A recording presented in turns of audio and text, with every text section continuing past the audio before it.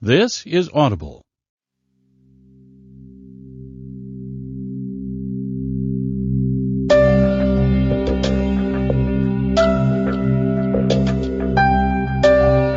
Harper Audio presents The Art of Communicating by Thich Nhat Hanh, read by Dan Warren.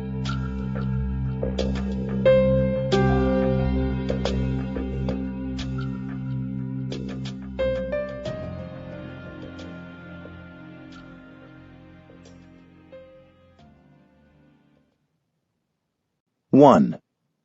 Essential food. Nothing can survive without food. Everything we consume acts either to heal us or to poison us.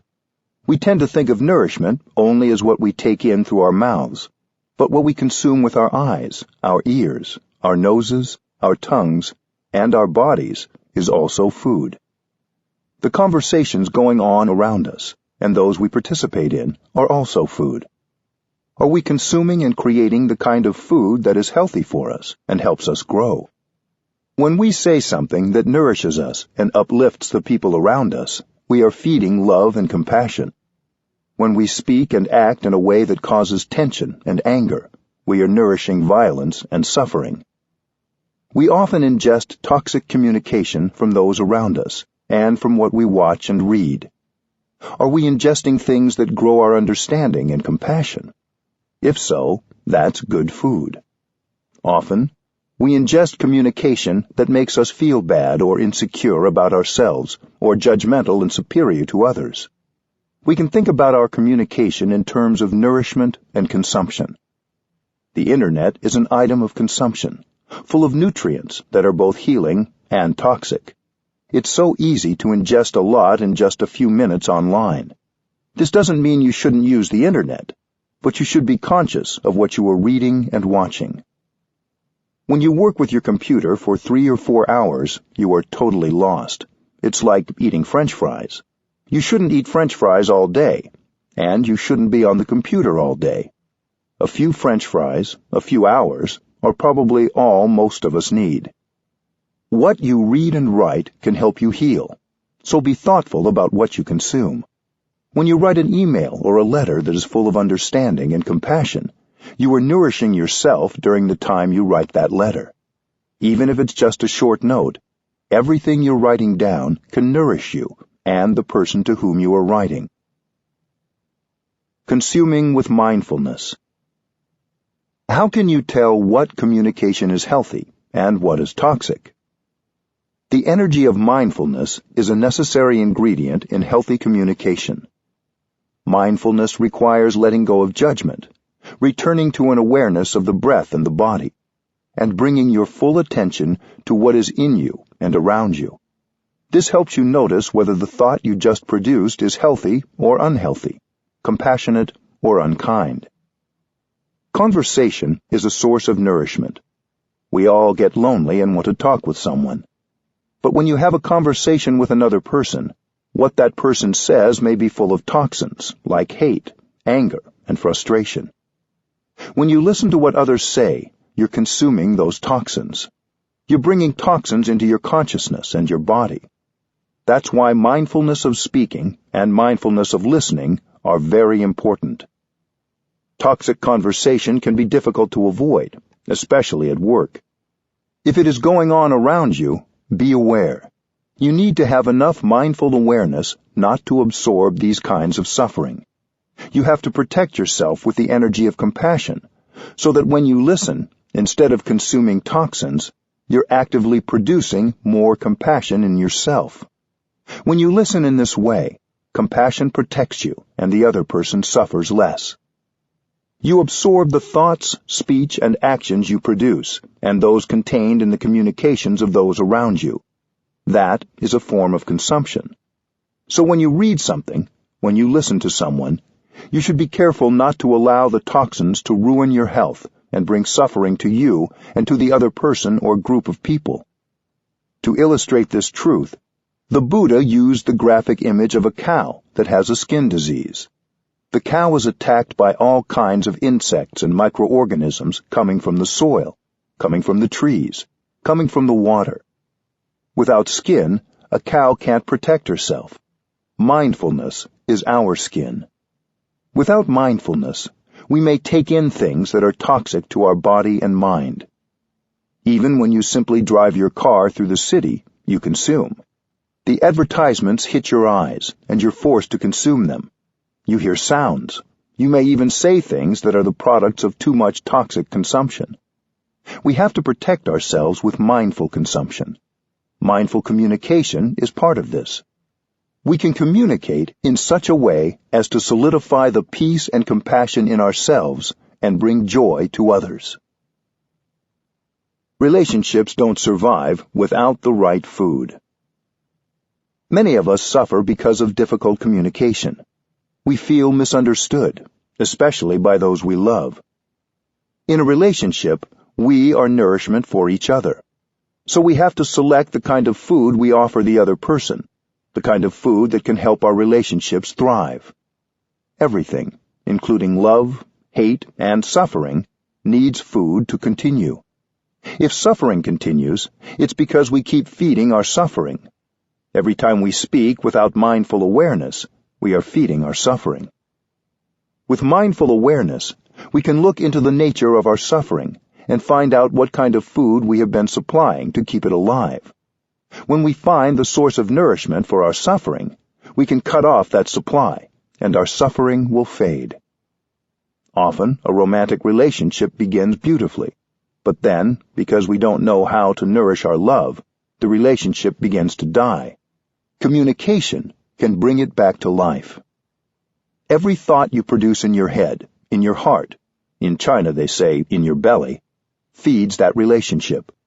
When you produce a thought that carries suspicion, anger, fear, irritation, that thought is not nourishing to you or to the other person. If the relationship has become difficult, it's because we've nourished our judgment and our anger, and we haven't nourished our compassion. One day in Plum Village, the French retreat center where I live, I gave a talk about how we needed to nourish our loved ones by practicing loving communication. I spoke about our relationships as flowers that need watering with love and communication to grow. There was a woman sitting near the front who was crying the whole time. After the talk, I went to her husband and I said, "My dear friend, your flower needs some watering." Her husband had been at the talk and knew about loving speech, but sometimes we all need a friend to remind us. So, after lunch, the man took his wife for a drive in the country. They just had an hour or so, but he focused on watering the good seeds the whole drive. When they came back, she seemed completely transformed, very happy and joyful. Their children were very surprised, because in the morning, when their parents had left, they'd been sad and irritable.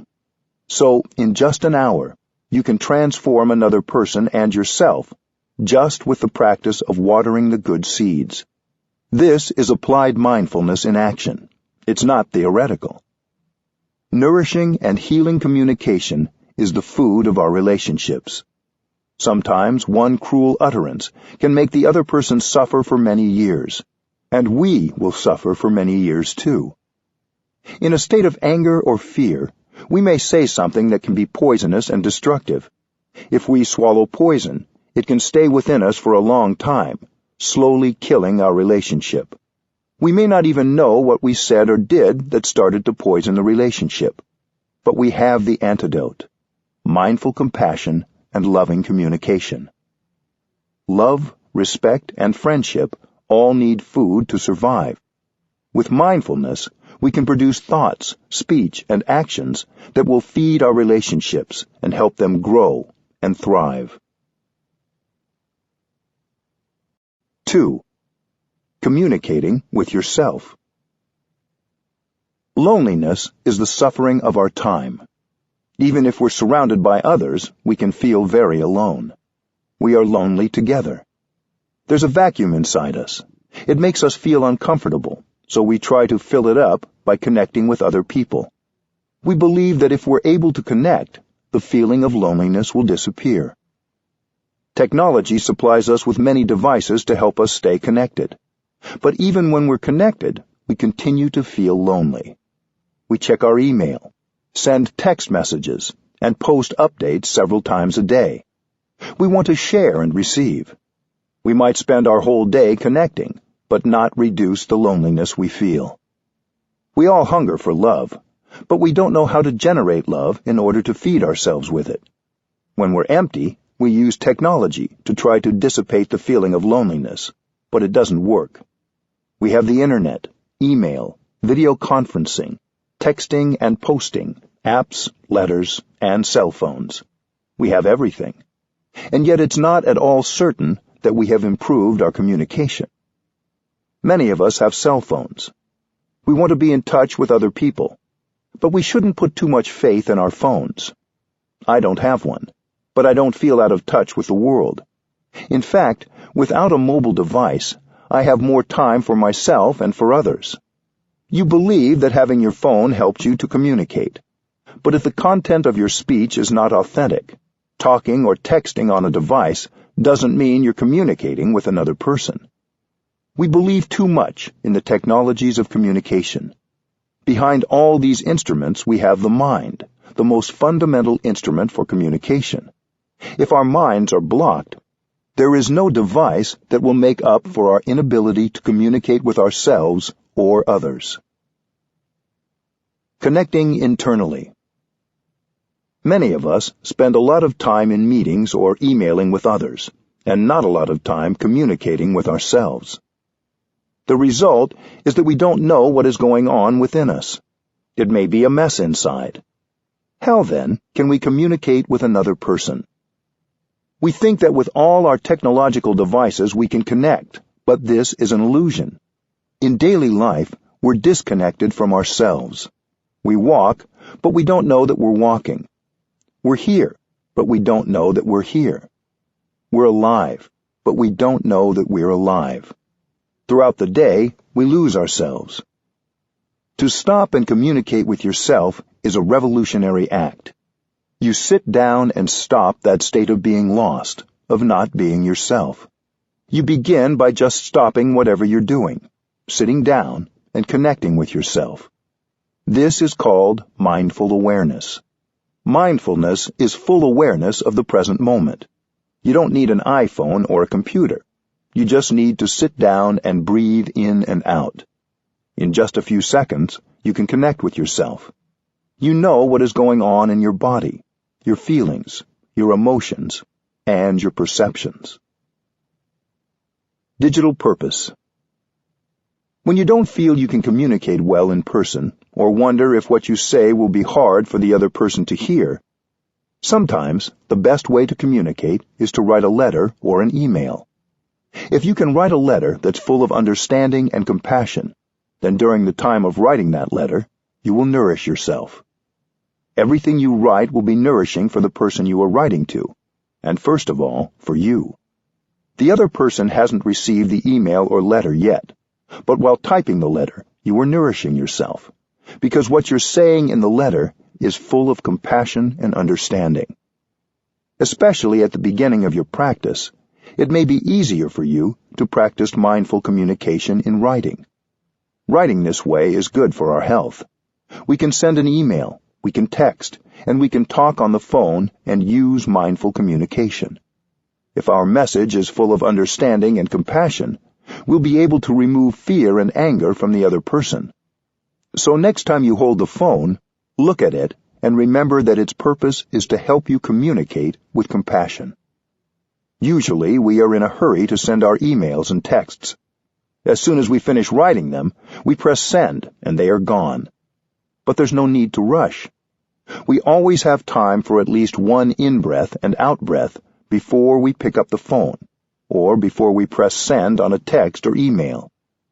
If we do this, there is a much greater chance that we will be putting more compassionate communication out into the world. Coming home. When we begin to practice mindful awareness, we start the path home to ourselves. Home is the place where loneliness disappears. When we're home, we feel warm, comfortable, safe, fulfilled. We've gone away from our homes for a long time, and our homes have become neglected. But the path back home is not long. Home is inside us. Going home requires only sitting down and being with yourself, accepting the situation as it is. Yes, it might be a mess in there, but we accept it because we know we have left home for a long time. So now we're home. With our in-breath and our out-breath, our mindful breathing, we begin to tidy up our homes. Communicating with the breath. The path home begins with your breath. If you know how to breathe, you can learn how to walk, how to sit, how to eat your meal, and how to work in mindfulness so that you can begin to know yourself. When you breathe in, you come back to yourself. When you breathe out, you release any tension. Once you can communicate with yourself, you'll be able to communicate outwardly with more clarity. The way in is the way out. Mindful breathing is a means of communication, just like a phone. It promotes communication between the mind and the body. It helps us know what we're feeling. We're breathing all the time, but we rarely pay attention to our breath, unless our breathing is uncomfortable or restricted. With mindful breathing, when we breathe in, we know we're breathing in. When we breathe out, we know we're breathing out. When we breathe in, we bring our attention to our in-breath. To remind ourselves to pay attention to our breath, we can say silently, breathing in, I know I'm breathing in. Breathing out, I know I'm breathing out. The air is entering my body. The air is leaving my body. Follow your in-breath and out-breath all the way through. Suppose your in-breath lasts 4 seconds. During the time of breathing in, allow your attention to rest entirely on your in-breath without interruption. During the time of breathing out, focus entirely on your out-breath. You are with your in-breath and your out-breath. You are not with anything else. You are your in-breath and your out-breath. Breathing in and breathing out is a practice of freedom. When we focus our attention on our breath, we release everything else, including worries or fears about the future, and regrets or sorrows about the past. Focusing on the breath, we notice what we're feeling in the present moment. We can do this throughout the day, enjoying the 24 hours that have been given us to breathe in and out. We can be there for ourselves. It takes only a few seconds to breathe in and set yourself free. We know when others are breathing in and out mindfully. We can see it when we look at them. They look free. If we're overloaded with fear, anger, regret, or anxiety, we're not free, no matter what position we hold in society or how much money we have. Real freedom only comes when we're able to release our suffering and come home. Freedom is the most precious thing there is. It is the foundation of happiness, and it is available to us with each conscious breath. Non-thinking and non-talking. Happiness is possible when you're in communication with yourself. To do this, you have to leave your telephone behind. When you attend a meeting or an event, you turn off your telephone. Why? Because you want to communicate and absorb others' communication. It is the same when communicating with yourself. This kind of communication is not possible with the phone. We're used to thinking a lot and talking a lot. But to communicate with ourselves, we need to practice non-thinking and non-talking. Non-thinking is a very important practice. Of course, thinking and talking can be productive too, especially when our minds and feelings are clear. But a lot of our thinking is caught up in dwelling on the past, trying to control the future, generating misperceptions, and worrying about what others are thinking. A misperception can happen in a moment, in a flash. As soon as we have a perception, we're caught by it. So anything we say or do based on that perception can be dangerous. It's better not to say or do anything. That's why in the Zen tradition, they say the paths of talking and of thinking should be cut off. The path of speech is cut off because if you continue to talk, you continue to be caught in your words. Mindful breathing is a practice of non-thinking and non-talking. Without thinking and talking, there is no obstacle to get in the way of our enjoyment of the present moment. It's enjoyable to breathe in, to breathe out. It's enjoyable to sit, to walk, to eat breakfast, to take a shower, to clean the bathroom, to work in the vegetable garden. When we stop talking and thinking, and we listen mindfully to ourselves, one thing we will notice is our greater capacity and opportunities for joy. The other thing that happens when we stop thinking and talking, and we begin listening to ourselves, is that we notice the suffering present in our lives. There may be tension and pain in our bodies. We may have old pains and fears, or new pains and fears, which we have hidden under our talking and texting and thinking.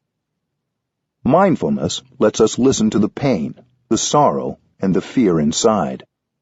When we see that some suffering or some pain is coming up, we don't try to run away from it. In fact, we have to go back and take care of it.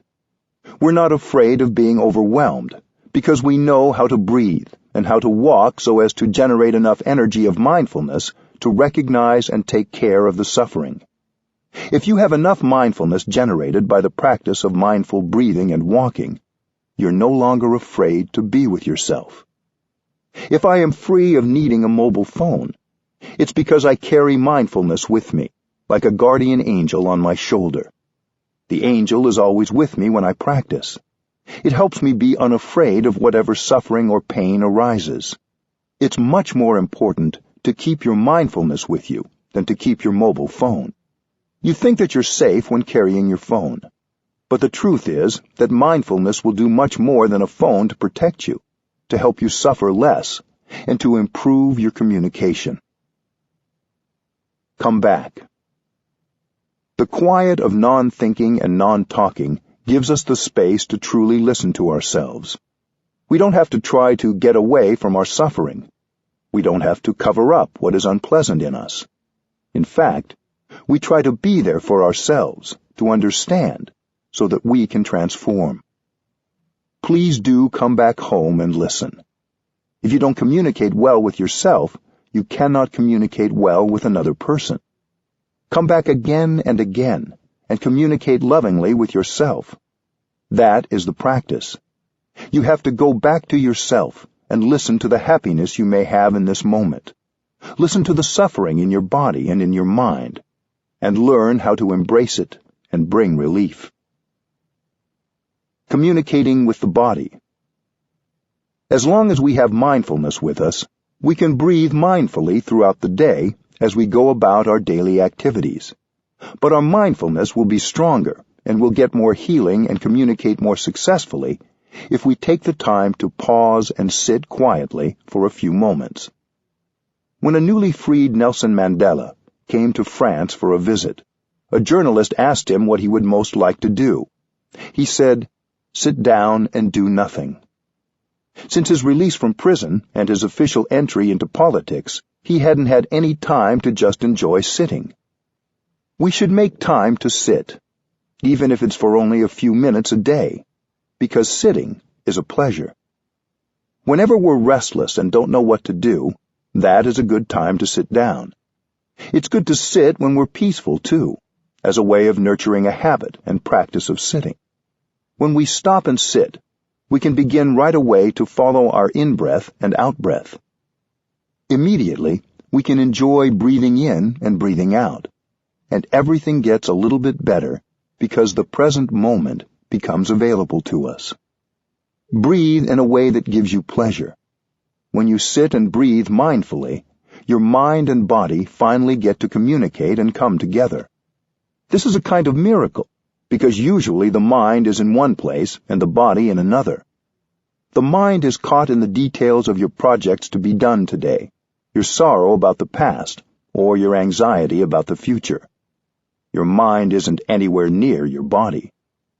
When you breathe in mindfully, there is a happy reunion between body and mind. This doesn't take any fancy technique. Just by sitting and breathing mindfully, you're bringing your mind home to your body. Your body is an essential part of your home. When you spend many hours with your computer, you may forget entirely that you have a body until it's too achy, stiff, or tense for you to ignore. You need to take breaks and return to your body before it gets to that point. To bring more awareness to the connection between body and mind, you can say to yourself, breathing in, I'm aware of my body. Breathing out, I release all the tension in my body. Take yourself for a walk. Mindful walking is a wonderful way to bring together body and mind.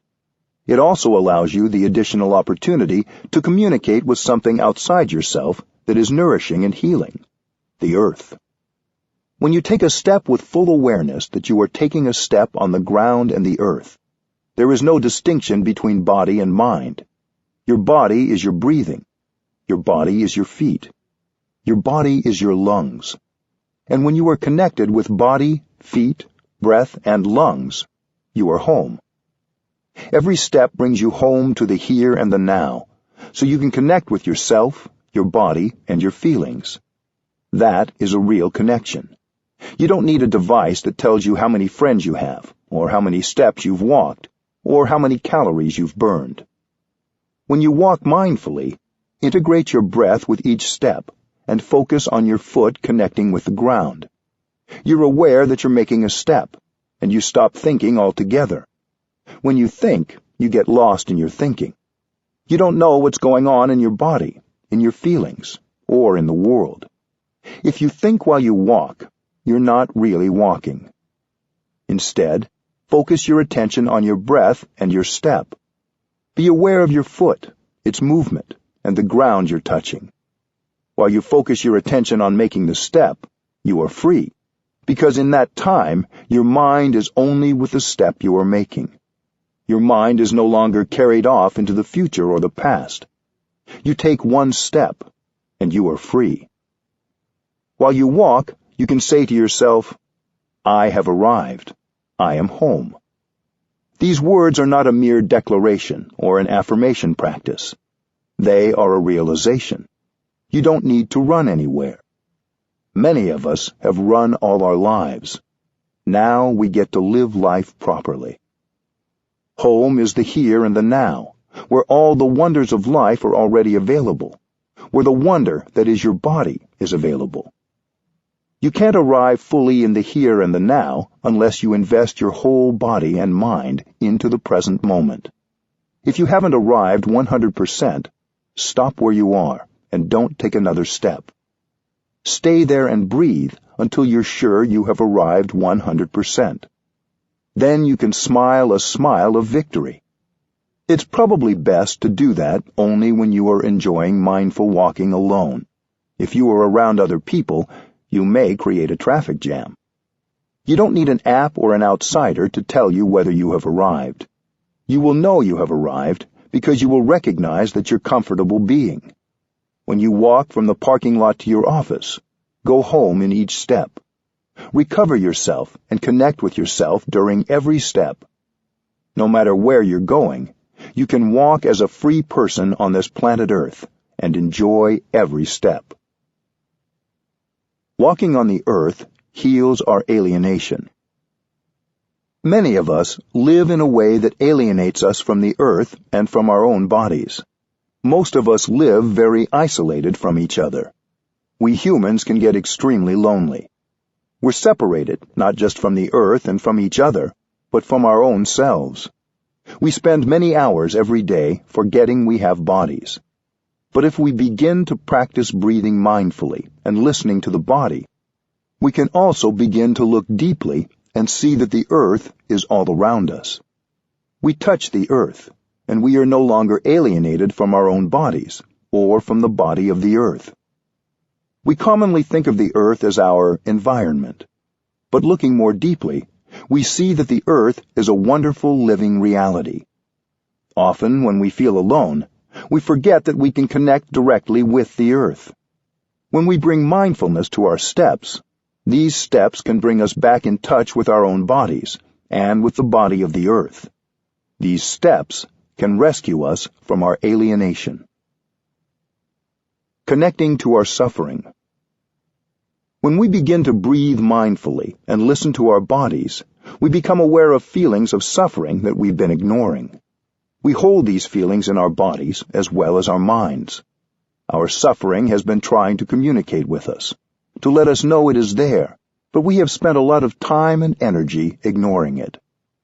When we begin breathing mindfully, feelings of loneliness, sadness, fear, and anxiety may come up. When that happens, we don't need to do anything right away. We can just continue to follow our in-breath and our out-breath. We don't tell our fear to go away. We recognize it. We don't tell our anger to go away. We acknowledge it. These feelings are like a small child tugging at our sleeves. Pick them up and hold them tenderly. Acknowledging our feelings without judging them or pushing them away, embracing them with mindfulness, is an act of homecoming. The suffering of our ancestors. We know that the suffering inside us contains the suffering of our fathers, our mothers, and our ancestors. Our ancestors may not have had a chance to get in touch with the practice of mindfulness, which could help them transform their suffering. That is why they have transmitted their unresolved suffering to us. If we are able to understand that suffering and thereby transform it, we are healing our parents and our ancestors as well as ourselves. Our suffering reflects the suffering of the world. Discrimination, exploitation, poverty, and fear cause a lot of suffering in those around us. Our suffering also reflects the suffering of others. We may be motivated by the desire to do something to help relieve the suffering in the world. How can we do that without understanding the nature of suffering? If we understand our own suffering, it will become much easier for us to understand the suffering of others and of the world. We may have the intention to do something or be someone that can help the world suffer less, but unless we can listen to and acknowledge our own suffering, we will not really be able to help. Listening deeply. The amount of suffering inside us and around us can be overwhelming. Usually we don't like to be in touch with it because we believe it's unpleasant. The marketplace provides us with everything imaginable to help us run away from ourselves. We consume all these products in order to ignore and cover up the suffering in us. Even if we're not hungry, we eat. When we watch television, even if the program isn't very good, we don't have the courage to turn it off, because we know that when we turn it off, we may have to go back to ourselves and get in touch with the suffering inside. We consume not because we need to consume, but because we're afraid of encountering the suffering inside us. But there is a way of getting in touch with the suffering without being overwhelmed by it. We try to avoid suffering, but suffering is useful. We need suffering. Going back to listen and understand our suffering brings about the birth of compassion and love. If we take the time to listen deeply to our own suffering, we will be able to understand it. Any suffering that has not been released and reconciled will continue. Until it has been understood and transformed, we carry with us not just our own suffering, but also that of our parents and our ancestors. Getting in touch with the suffering that has been passed down to us helps us understand our own suffering. Understanding suffering gives rise to compassion. Love is born, and right away we suffer less. If we understand the nature and the roots of our suffering, the path leading to the cessation of the suffering will appear in front of us. Knowing there is a way out, a path, brings us relief, and we no longer need to be afraid. Suffering brings happiness. Understanding suffering always brings compassion. If we don't understand suffering, we don't understand happiness. If we know how to take good care of suffering, we will know how to take good care of happiness. We need suffering to grow happiness. The fact is that suffering and happiness always go together. When we understand suffering, we will understand happiness. If we know how to handle suffering, we will know how to handle happiness and produce happiness. If a lotus is to grow, it needs to be rooted in the mud. Compassion is born from understanding suffering. We all should learn to embrace our own suffering, to listen to it deeply, and to have a deep look into its nature. In doing so, we allow the energy of love and compassion to be born. When the energy of compassion is born, right away we suffer less. When we suffer less, when we have compassion for ourselves, we can more easily understand the suffering of another person and of the world. Then our communication with others will be based on the desire to understand rather than the desire to prove ourselves right or make ourselves feel better. We will have only the intention to help. Understanding our own suffering helps us understand others. I know a woman from Washington, D.C., who at one time planned to commit suicide because she couldn't see any way out of the suffering she was feeling. She had no hope. She had a very difficult relationship with her husband and also with their 3 children. She had a friend who wanted her to listen to one of my talks on deep listening and loving speech. She refused because she was Catholic and she thought that listening to a Buddhist teaching meant she wasn't being true to her faith. On the night she planned to kill herself, she telephoned her friend to say goodbye. Her friend said, "Before you kill yourself, come say goodbye to me. Take a taxi."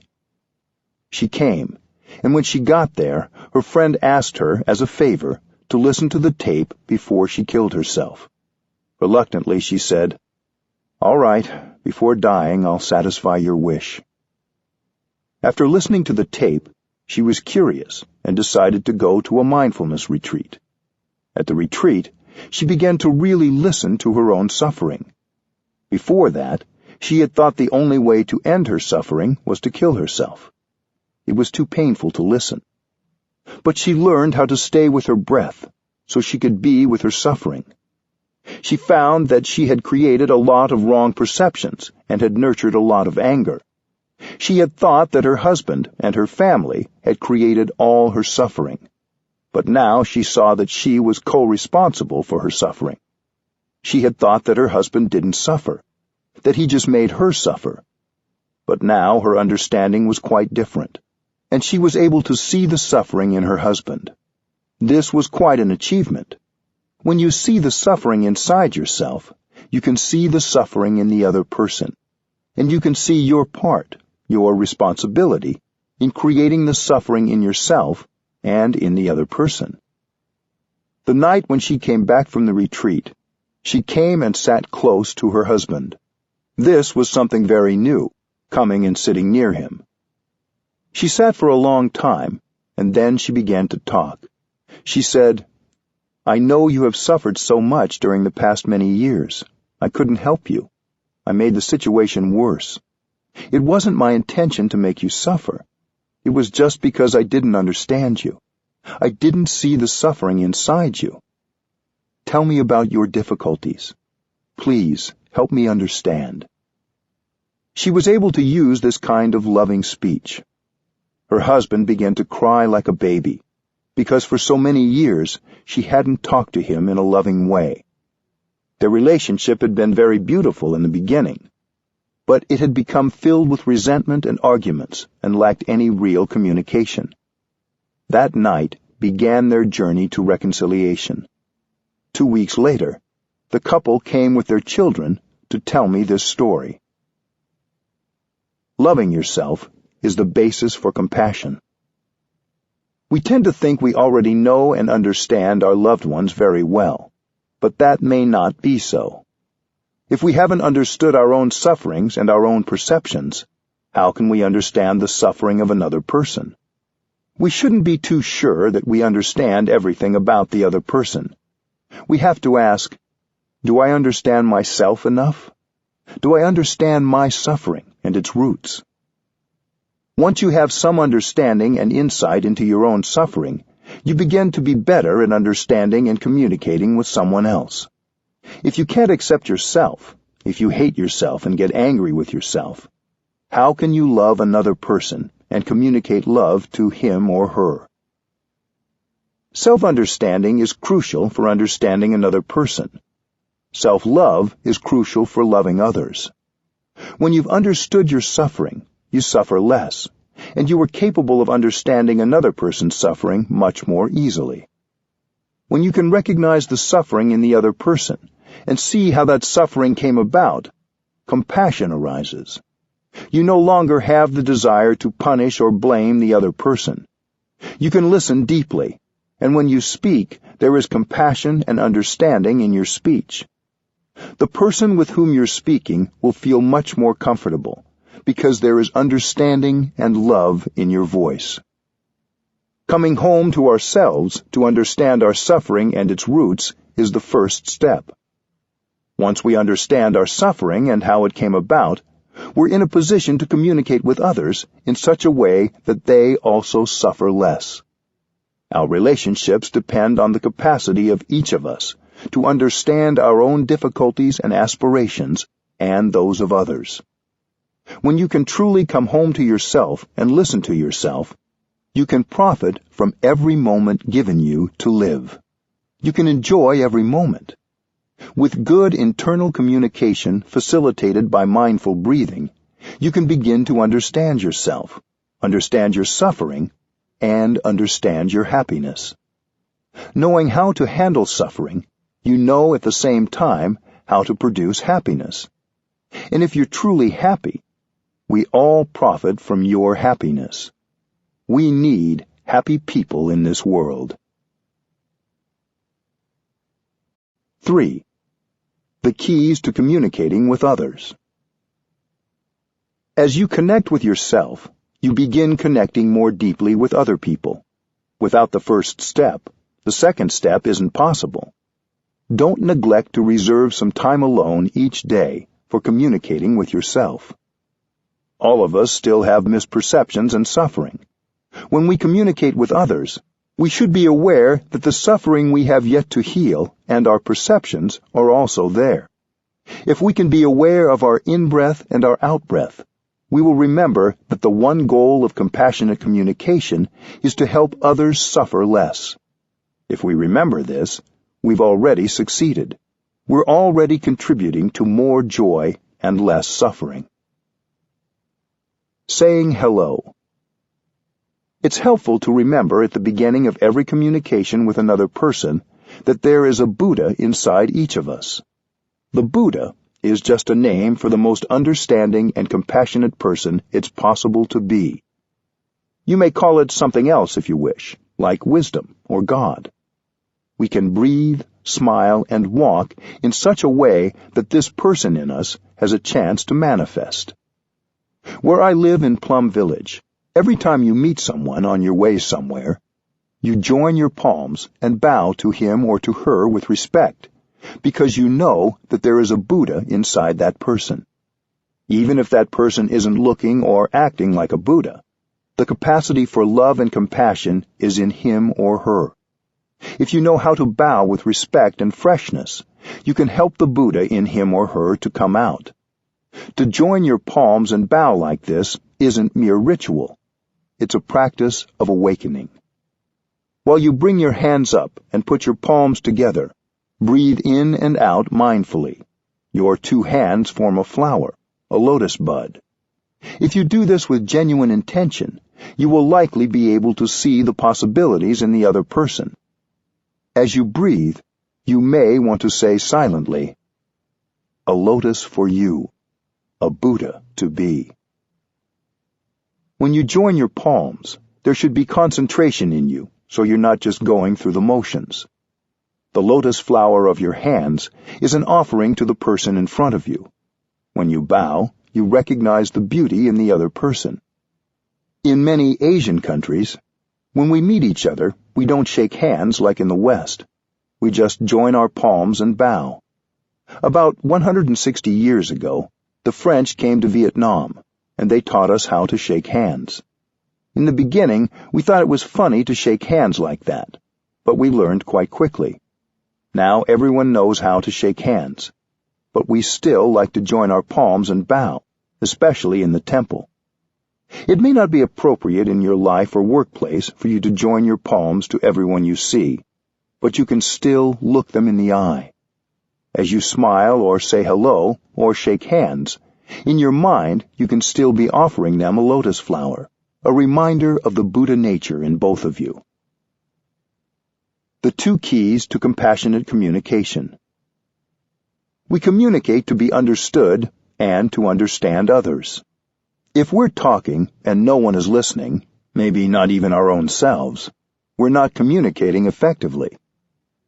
There are 2 keys to effective and true communication. The first is deep listening. The second is loving speech. Deep listening and loving speech are the best instruments I know for establishing and restoring communication with others and relieving suffering. We all want to be understood. When we interact with another person, particularly if we haven't practiced mindfulness of our own suffering and listened well to our own selves, we're anxious for others to understand us right away. We want to begin by expressing ourselves. But talking first like that doesn't usually work. Deep listening needs to come first. Practicing mindfulness of suffering, recognizing and embracing the suffering in oneself and in the other person, will give rise to the understanding necessary for good communication. When we listen to someone with the intention of helping that person suffer less, this is deep listening. When we listen with compassion, we don't get caught in judgment. A judgment may form, but we don't hold on to it. Deep listening has the power to help us create a moment of joy, a moment of happiness, and to help us handle a painful emotion. Now is the time to listen only. Deep listening is a wonderful practice. If you can listen for 30 minutes with compassion, you can help the other person suffer much less. If you don't practice mindfulness of compassion, you can't listen long. Mindfulness of compassion means you listen with only one intention, to help the other person suffer less. Your intention may be sincere, but if you haven't first practiced listening to yourself, and you don't practice mindfulness of compassion, you may rather quickly lose your ability to listen.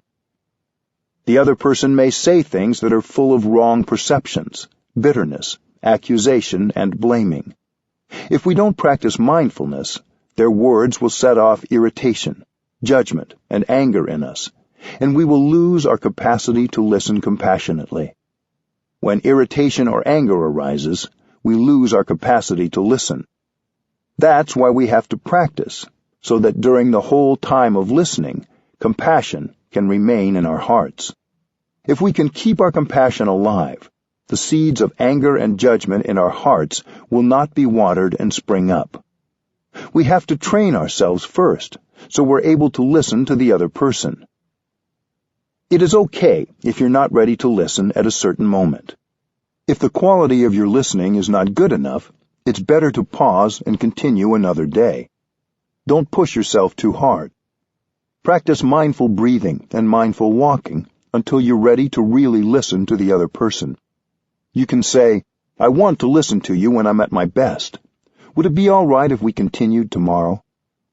Then, when we are ready to listen deeply, we can listen without interrupting. If we try to interrupt or correct the other person, we will transform the session into a debate, and it will ruin everything. After we have deeply listened and allowed the other person to express everything in his heart, we'll have a chance later on to give him a little of the information he needs to correct his perception. But not now. Now we just listen, even if the person says things that are wrong. It's the practice of mindfulness of compassion that keeps us listening deeply. You have to take the time to look and see the suffering in the other person. You must be prepared. Deep listening has only one purpose: to help others suffer less. Even if the person says wrong things, expresses bitterness, or blames, continue to listen compassionately for as long as you can. You may want to say this to yourself as a reminder. I am listening to this person with only one purpose: to give this person a chance to suffer less. Keep the one purpose of deep listening alive in your heart and in your mind. As long as you are inhabited by the energy of compassion, you are safe. Even if what the other person says contains a lot of wrong perceptions, bitterness, anger, blame, and accusation, you are really safe. Remember that the other person's speech may be based on prejudices and misunderstandings. You will have a chance later to offer some information so that he or she can correct his or her perception. But not now. Now is the time only to listen. If you can keep your mindfulness of compassion alive for even 30 minutes, you are inhabited by the energy of compassion, and you are safe. As long as compassion is present, you can listen with equanimity. You know that the other person is suffering. When we don't know how to handle the suffering inside us, we continue to suffer, and we make people around us suffer. When other people don't know how to handle their suffering, they become its victim. If you imbibe their judgment, fear, and anger, you become its second victim. But if you can listen deeply, understanding that what they are saying is coming from suffering, then you are protected by your compassion. You only want to help them suffer less. You don't blame or judge them anymore. Love is born from understanding. Listening deeply and compassionately, you begin to understand the other person more fully, and love is nourished. The foundation of love is understanding, and that means, first of all, understanding suffering. Each of us is hungry for understanding. If you really want to love someone and make him or her happy, you have to understand that person's suffering. With understanding, your love will deepen and become true love. Listening to suffering is an essential ingredient for generating understanding and love. I define happiness as the capacity to understand and to love, because without understanding and love, no happiness could be possible. We don't have enough understanding and love, which is why we suffer so much. This is what we are thirsting for. Compassion and love are born from understanding. How can you love unless you understand? How can the father love his son if he doesn't understand the suffering and difficulties of his son? How can someone make his beloved happy without knowing anything about that person's suffering and difficulties? Do I understand you enough? If you want to make someone happy, you should ask yourself the question, do I understand him enough? Do I understand her enough? Many people are reluctant to talk because they fear that what they say will be misunderstood. There are people who suffer so much, they're not capable of telling us about the suffering inside. And we have the impression that nothing is wrong, until it's too late. Waiting has serious consequences. People may isolate themselves. They may suddenly end a friendship or relationship, or they may even commit suicide. Something had been bothering that person for a long time, but he or she pretended that everything was okay. Maybe fear or pride gets in the way. Listening and looking with mindfulness and concentration, we may discover that there's a block of suffering in that person. We see that she has suffered so much and doesn't know how to handle the suffering inside. So she continues to suffer and make other people suffer too. Once you have seen that, suddenly your anger is no longer there. Compassion arises. You have the insight that she is suffering and needs help, not punishment. If you need to, you can ask for help. You can say, "Dear one, I want to understand you more. I want to understand your difficulties and your suffering. I want to listen to you because I want to love you." When we take the time to look more deeply, we may see for the first time the big block of suffering in that person. Someone might pretend not to suffer, but that's not true. When you're able to listen compassionately, other people have a chance to tell you about their difficulties. In any relationship, you may want to check whether you have understood the other person. If it is a relationship that is harmonious, in which communication is good, then happiness is there. If communication and harmony exist, it means mutual understanding is there. Don't wait until the other person has left or is full of anger to ask the important question. Do you think I understand you enough? The other person will tell you if you haven't understood enough. He will know if you're able to listen with compassion. You may say, "Please tell me, please help me, because I know very well that if I don't understand you, I will make a lot of mistakes." That is the language of love. The question, "Do you think I understand you enough?" is not just for romantic relationships, but for friends, family members, and anyone you care about. It can even help in a work setting. If you live with a family member, a romantic partner, or a friend, you may think that because you see this person every day, you know a lot about him or her. But that's not correct. You know only a little about that person. You may have lived with someone for 5, 10, or 20 years, but you may not have looked deeply into that person to understand him or her. You may have done the same with yourself. You have lived with yourself your whole life. We think that we already understand who we are. But unless we have listened deeply to ourselves with compassion and curiosity, and without judgment, we may not know ourselves very well at all. If you wait until family members pass away, it will be too late to ask them to share more about themselves. It's nice when a child of any age sits with a parent and asks about their experiences, sufferings, and sources of happiness. Just sit and listen. With mindful breathing and listening to ourselves, our capacity for listening and looking expands deeply, and we may find the opportunity for much greater communication and connection with our parents and our loved ones. When you see that the other person has suffering inside, compassion is born in your heart. You may want to do something to help that person suffer less. Your compassionate listening and loving speech will already do a lot to change the situation. Then you can sit with the person and together get insight into what other concrete actions, if any, are necessary to help the situation.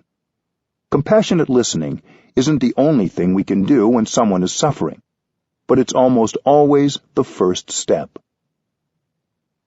Loving speech. When you have to tell people bad news, telling the truth can be difficult. If you don't speak mindfully, the other person can get very angry or anxious after hearing your truth. We can train ourselves to speak the truth in such a way that, in the end, the other person can accept it. When you speak, you try to tell others the truth about your suffering and their suffering. This is loving speech. You speak in a way that helps others recognize the suffering inside themselves and in you. We have to be skillful. The one who speaks has to be very mindful, using words in a way that can help the listener not be caught in wrong perceptions. And the listener has to be careful not to be caught in the words being said or the ideas being offered. There needs to be mindfulness and skillfulness on the part of both the speaker and the listener. Because you have first practiced compassionate listening, you know that what you say can carry with it insight and understanding.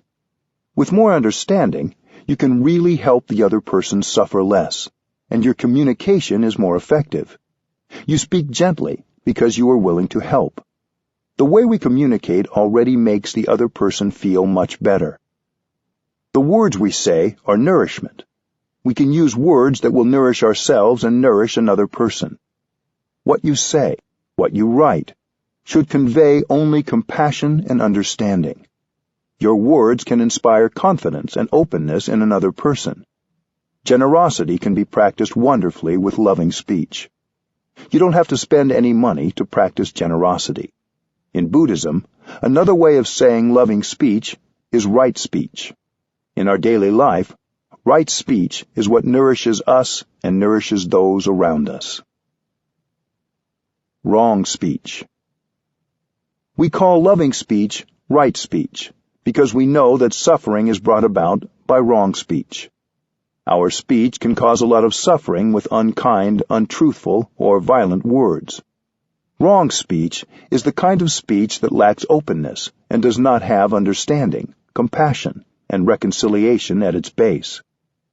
When we write a note or a letter, when we speak on the telephone, what we write or say should be right speech that conveys our insight, our understanding, and our compassion.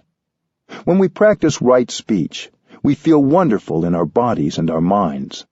And the one who listens to us also feels wonderful. It's possible for us to use right speech, the speech of compassion, tolerance, and forgiveness, several times a day. It doesn't cost anything, and it's very healing. The 4 elements of right speech.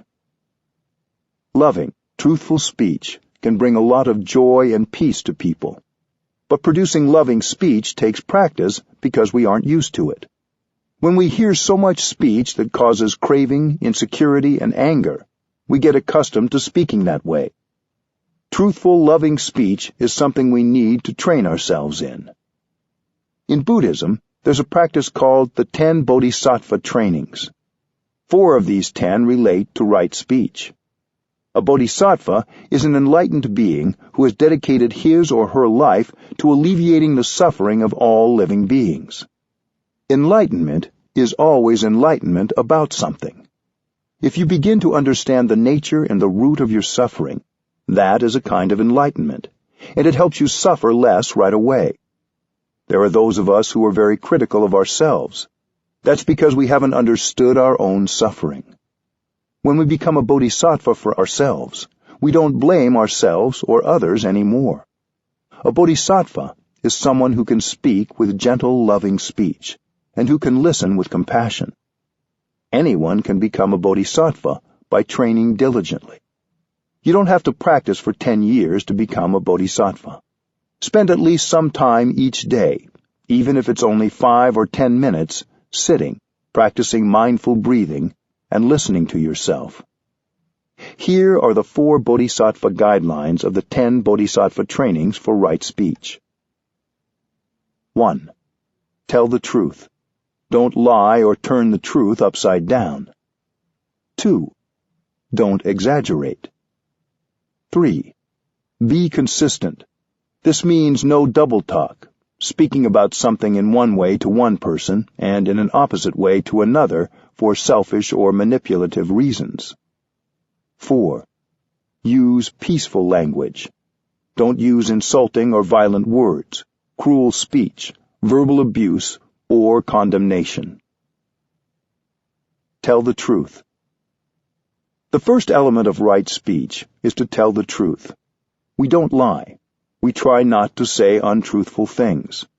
If we think the truth is too shocking, we find a skillful and loving way to tell the truth. But we have to respect the truth. There are those who verbally abuse people and make them suffer, and then say, "I'm only telling the truth." But they tell the truth in a violent and attacking way. Sometimes it can even cause the other person to feel great suffering. When you tell the truth, sometimes the result isn't what you wanted. You need to look deep into the mind of the other person to see how you can tell the truth in such a way that others don't feel threatened, so they can listen. You try to tell the truth in a loving and protective way. It's important to remember that what you think is the truth could be your own incomplete or erroneous perception. You think it's the truth, but your perception may be partial. It may be blocked by something. Lying is dangerous, because one day the other person may find out the truth.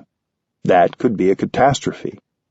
So if we don't want to lie, and we don't want to trigger a hurt, we have to be mindful of our words and find a skillful means to tell the truth. There are many ways to tell the truth. It's an art. The truth is a solid base for a long-lasting relationship. If you don't build your relationship on the truth, sooner or later it will crumble. We have to find the best way to tell the truth so that the other person can receive it easily. Sometimes, even the most skillful words can cause pain. That is okay. Pain can heal. If your words are spoken with compassion and understanding, the pain will heal more quickly. Suffering can be beneficial. There can be goodness in suffering, but we don't want to make the other person suffer needlessly. We can minimize the shock and the pain.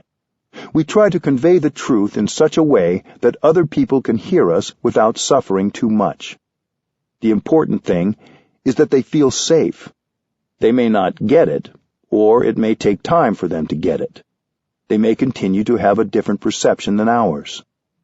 Sometimes you can begin by telling another story, the story of someone else whose situation is similar to the person you are speaking to, so that he or she can get accustomed to the idea.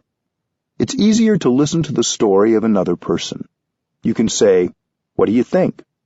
Would it be good for the other person to hear the truth or not?" Usually people say, "Yes, it's good to hear the truth." Sometimes the person you are speaking to will come to the conclusion independently and learn from the case of the other person. It takes a lot of practice to tell the truth in a way that the other person can hear. Don't exaggerate. The second part of right speech is to refrain from inventing and exaggerating. You want to speak about some little thing, but you exaggerate and make it very big. For example, someone has made a mistake, but you exaggerate as though it's something many times worse. Sometimes when we're speaking to ourselves, we make something seem very tragic to justify and even feed anger. There may be some truth in what you want to say, but you exaggerate what the other person has done, so you paint a wrong image of the other. This may seem harmless, but it takes you away from the truth and takes away the trust in a relationship. Be consistent. The third kind of incorrect speech is what we call in Vietnamese forked tongue or double tongue. It means you say something to one person, but when speaking about the same matter to another person, you say something different as a way of gaining some advantage. You speak about the same situation, but in conflicting ways. This causes division and can make a person or group think badly about the other person or group when there's no basis for it. This can cause a lot of suffering on both sides and might even cause them to become enemies. Right speech requires being true to your word and not changing the content for your own advantage or to portray yourself in a better light. Use peaceful language. The fourth aspect of right speech is to refrain from speech that's violent, condemning, abusive, humiliating, accusing, or judgmental. The 4 criteria. In the time of the Buddha, people were caught by mental constructions and interpreted the teachings in ways that were not intended by the teacher. The Buddha and his students came up with 4 criteria that should be contained in any teaching. These 4 criteria are helpful today in evaluating whether we and others are using right speech and speaking the truth effectively. The 4 criteria are: 1. We have to speak the language of the world. 2. We may speak differently to different people in a way that reflects how they think and their ability to receive the teaching. 3. We give the right teaching according to person, time, and place, just as a doctor prescribes the right medicine. 4. We teach in a way that reflects the absolute truth. The first criterion: speak the language of the world. The first criterion is to understand the worldly way of seeing things, the worldly view. Sometimes we have to use the kind of language that people speak and the way they view things. If you don't use the language of the world, most people won't understand what you mean, and you can communicate only with people who already think like you. This doesn't mean you have to learn Vietnamese and Arabic, but rather that you have to speak in terms that people can understand, based on their daily experience of life. For example, we are used to saying that the sky is above and the earth is below. When we sit here, we say that what's above us is up and what's below us is down. But for those who are sitting on the other side of the planet, our down is their up, and our up is their down. What is up and down for this corner of the planet is not up and down for another part of the planet. So, up and down is a truth, but it's a relative truth. We can use it as part of our common language to communicate with each other, without needing to have an extended discussion of up and down each time we talk. The second criterion: speak according to the understanding of the person listening.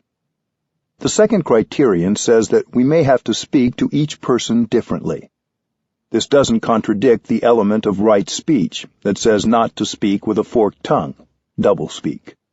We need to keep the truthful content the same, while being aware of the perspective and understanding of the person we're speaking to, so others have an opportunity to really hear what's being said. With one person, you speak one way. With another person, you have to speak a different way. You have to look deeply at the person to see how he or she perceives, and speak in a way that takes that into account, so others can understand what you say. If someone's understanding is profound, you speak in a way that takes that into consideration. One day, someone asked the Buddha, "When that person passes away, which heaven do you think he will go to?" The Buddha answered that he might be born into this or that heavenly realm. Later, another person asked the Buddha, "When that person dies, where will he go?" The Buddha answered, "He will not go anywhere." Someone standing nearby asked the Buddha why he had given the two people two different answers. The Buddha replied that it depends on the person who asks. He said, "I have to speak according to the mind of the person who listens, and the ability of that person to receive what I share." There's a story of someone who gave a woman a pot of milk in the morning. At the end of the day, he came to get it back. During the day, the milk had turned into butter and cheese. The man said, "But I gave you milk, and you gave me back butter and cheese. So, is milk the same or different from the butter?" It's not the same, but it's not different either. To those with more profound understanding, you have to give a deeper answer, reflecting that nothing is permanent and everything is constantly changing. So the teaching you give and the way you speak depends on the degree of wisdom of the receiver and that person's ability to understand what you say. You speak according to the background and the abilities of the person you're speaking to. The third criterion: prescribe the right medicine for the disease. The third criterion is to prescribe the right medicine for the disease. If you give someone the wrong medicine, that person could die. So to each you give a particular medicine. When you have attachment, craving, or despair, remember that you are your own teacher. You can listen to these strong emotions and communicate back the healing you need. Don't think that if you hear or read something that inspires you, you should then repeat it word for word. Think of how to make these truths you heard resonate with your own. Similarly, you also have to know the mind and the background of the person you're speaking to. If you were to give another person exactly the teaching you heard, it might not be the appropriate teaching for that person. You have to adapt what you say to the other's background. But what you say must also reflect the true teaching, so you use worldly language, but not just any worldly language. Your language has to be appropriate to the situation, while not straying from the truth. Think about how we talk to children about death or violence in the world. Do we tell them the truth in a different way than we would an adult? One time, when I was visiting a museum, I entered a room containing a mummified human body. A little girl was there looking at the dead person. After we both had stood there looking together for a while, with fear in her eyes, she asked me something like, "Am I going to be lying dead on a table one day?" I breathed in and out, and gave her the only answer that was appropriate for that situation. No. I hope that someday a wise parent or friend will be able to talk with her about the impermanence of all things, including our bodies, and the deep teaching of the Buddha that nothing ever ceases to exist altogether. Nothing goes from being existent to being non-existent. But this was not the time or place for her to be told all that. So I gave her the best answer available under the circumstances, which was no. Even with adults, we can vary what we say depending on how fragile we think they might be about a certain subject. We want to share information in a way that people can integrate and use later, even if not right away. This isn't lying. It's telling the truth in a skillful way. There was a man belonging to the Jain tradition who asked the Buddha whether human beings have a self. The Buddha could have answered that there is no self, but he kept silent. Then the Jain man asked, "Then do we have no self?" The Buddha still kept silent. Later, Ananda asked the Buddha, "Why didn't you say there is no self?" The Buddha said, "I know that he is caught in his view. If I were to say that there is no self, he would be lost and he would suffer a lot. So, although no self is correct according to our teaching, it was better to keep silent." The fourth criterion: reflect the absolute truth. The fourth criterion is the absolute truth, the most profound view of things, and it may be found in sentences such as, "There is no separate self," or "There is no such thing as birth and death." The absolute truth is correct. It is the closest thing to a description of the ultimate reality, but it can make people feel lost if they haven't had a spiritual teacher who could skillfully convey its depths to them in a way they could take in. So whenever we need to say something we know will be difficult for others to hear, we have to be humble and try to look more and more deeply to discover in what way we can talk about these things. There are some absolute truths, such as that of no birth and no death, that are very difficult to grasp in our everyday way of thinking and everyday lives.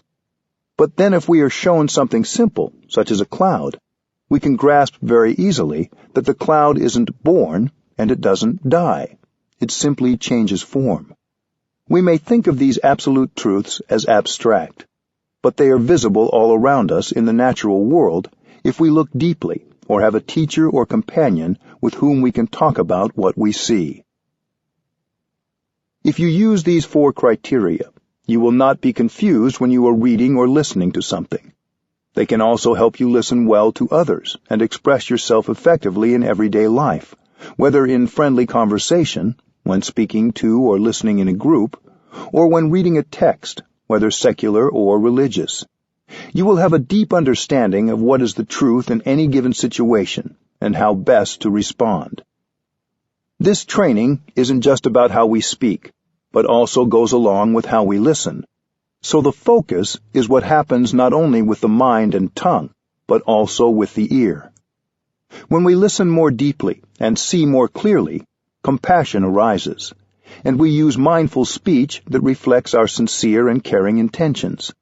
Instead of speaking cruelly, we begin to listen with compassion. When we have the ability to listen with compassion to the suffering of the other person, we will benefit as well. Our compassion makes us happy and peaceful. When we listen with compassion, we can understand things that we wouldn't be able to understand if we were full of anger. Listening deeply is a kind of looking deeply. You look not with your eyes, but with your ears. When you look with your eyes, you can see the suffering.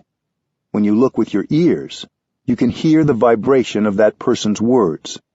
In Vietnamese, the Bodhisattva Avalokiteshvara is called Quan the Am, in Chinese, Kuan Yin. Quan means to contemplate deeply, the means world, and Am means sound. Quan the Am listens to all the sounds, all the suffering of the world. When you listen like that, compassion is born in you, and you can have peace. Please listen with great compassion. Even when you're sad because of bad news, your compassion will soothe your agitation and make you more peaceful. Help people understand. On my last trip to India, I was invited to be the guest editor for one day at the Times of India, the largest daily paper in India. It was during the Gandhi commemoration days in October 2008.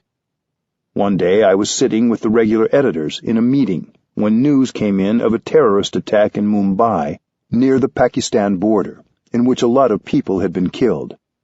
The editors asked me, "If you were a journalist in our time, how would you report when there is so much bad news and so little good news?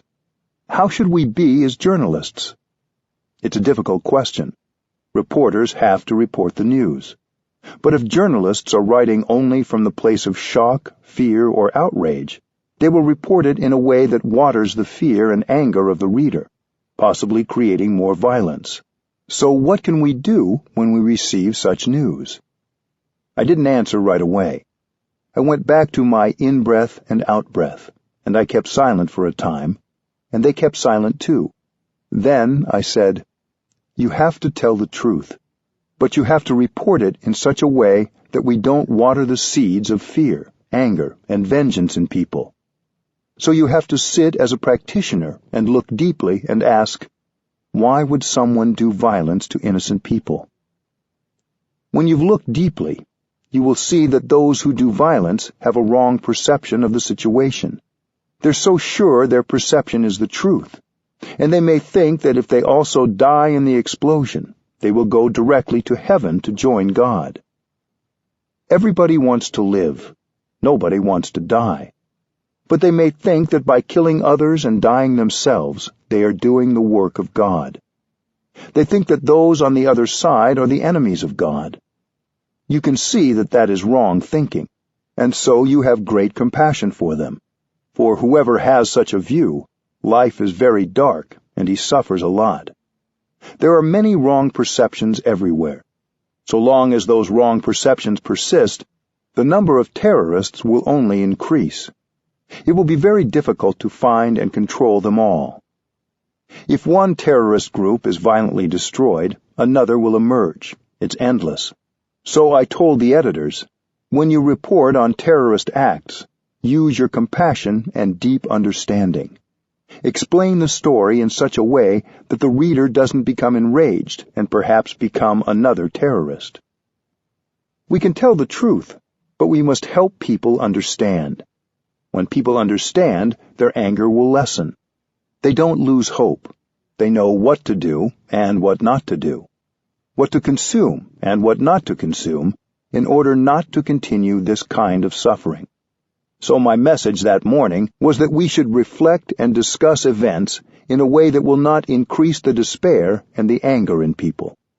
Instead, we can help them to understand why things happen, so their insight and compassion increase. We can make a big difference with the practice of looking deeply. The solution isn't to hide the truth. Using right speech in daily life. The 4 trainings in right speech remind us every day to use words that express non-discrimination, forgiveness, understanding, support, and love. It's very liberating to be able to say or write something using compassionate speech. Speaking in this way is as healing for the speaker as it is for the person being spoken to. These 4 trainings also remind us that anything we say which contains poisons, discrimination, and hate will make us suffer and make others suffer. It's a simple equation. Wrong speech causes ill-being. Right speech brings about well-being and healing. Every day we can say something that has the capacity to heal and help people. A grown-up can do this. A child can do this. A business person, a politician, or a teacher can do this.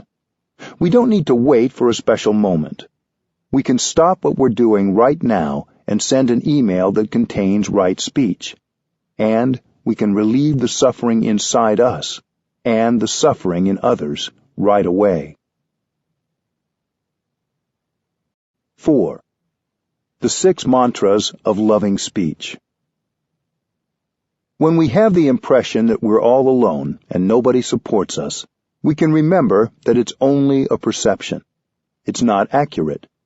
Think of a tree standing outside right now. The tree is supporting us with beauty, freshness, and oxygen for us to breathe. That kind of support is also a kind of love. The fresh air outside, the plants that feed us, and the water that flows over our hands from the tap all support us. There are many ways that people can support us and love us without actually saying, "I love you." You may know people who have never said, "I love you," but you know they love you. When I was ordained as a novice monk, I had a teacher who I knew loved me deeply, but he never said, "I love you." That is the traditional way. If one pronounced the words, "I love you," it seemed that some of the sacredness was lost. Sometimes we feel very grateful, but we want to express our gratefulness in ways other than simply saying thank you. Look for the many ways people communicate their love without saying it. Maybe, like the tree, they are supporting you in other ways. It's also true that the people you love may not know you love them. Sometimes we want to tell someone how much we care, but we don't know the words to say it so that person will understand how we feel. The 6 mantras are 6 sentences that embody loving speech and let people know that you see them, you understand them, and you care for them. In Buddhism, we call these sentences mantras. They're a kind of magic formula. When you pronounce them, you can bring about a miracle, because happiness becomes available right away. As with each practice, you begin with mindful breathing to bring about your true presence. Then you come to the other person in mindfulness, committed to the practice of compassionate communication. You may want to breathe in and out 3 times before you say the mantra. We need those 3 breaths in and out. This will make you calm, and your calm will be communicated to the other person. Then, when you go to another person, you know you will be fresh, you will have peace, and you can offer those things to the other person. If you want the mantra to work, you have to breathe in mindfully first and become fresh before you pronounce it. You look into the other person's eyes and you say these short sentences. A mantra may contain as few as 4 words, but in these words you are able to be fully there for the person you love. The first mantra. The first mantra is, I am here for you. This is the best gift you can give a loved one. Nothing is more precious than your presence. No matter how expensive the things you buy for someone else, they're not as precious as your true presence. That wonderful presence is fresh, solid, free, and calm, and you offer it to your loved ones to increase their happiness and your own happiness. I am here for you. To love someone means to be there for him or for her. To be there is an art and a practice. Are you truly there for the person you love, 100%? Using the skills of mindful breathing and mindful walking, you can bring together your body and mind to restore yourself and produce your true presence in the here and the now. To be there like that, for yourself and for the other person, is an act of love. We can also use this mantra with ourselves. When I say to myself, I am here for you, it also means that I am there for myself. My mind goes home to my body, and I become aware that I have a body. That is a practice of love directed to yourself. If you are capable of being with yourself, you are capable of being with the person you love. The practice can be very pleasant. Breathing in and bringing your mind home to your body can be a very pleasant thing to do. You enjoy your in-breath, you enjoy your body, and you enjoy your mind. Then the mantra will have an effect on those around you, too.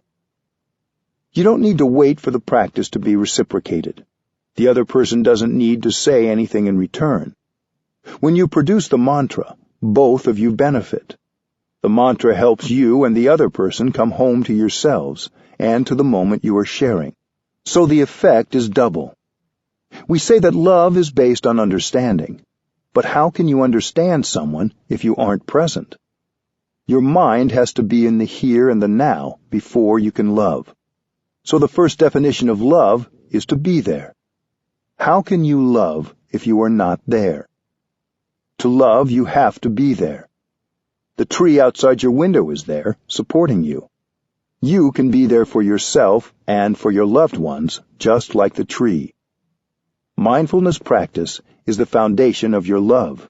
You cannot love properly and deeply without mindfulness. Although you're saying, I am here for you, the other person doesn't have to be there for you to practice the first mantra. If the other person is at home or at work, you can use the phone. As you hold the phone in your hand, breathe in and out a few times to make yourself present and calm. When you hear the phone ringing, you can continue your mindful breathing. When the other person picks up the phone, you can ask if he or she has a moment. If so, you can say, I am here for you. If you have practiced mindful breathing, the way you say the mantra will convey your calm and your presence. The second mantra.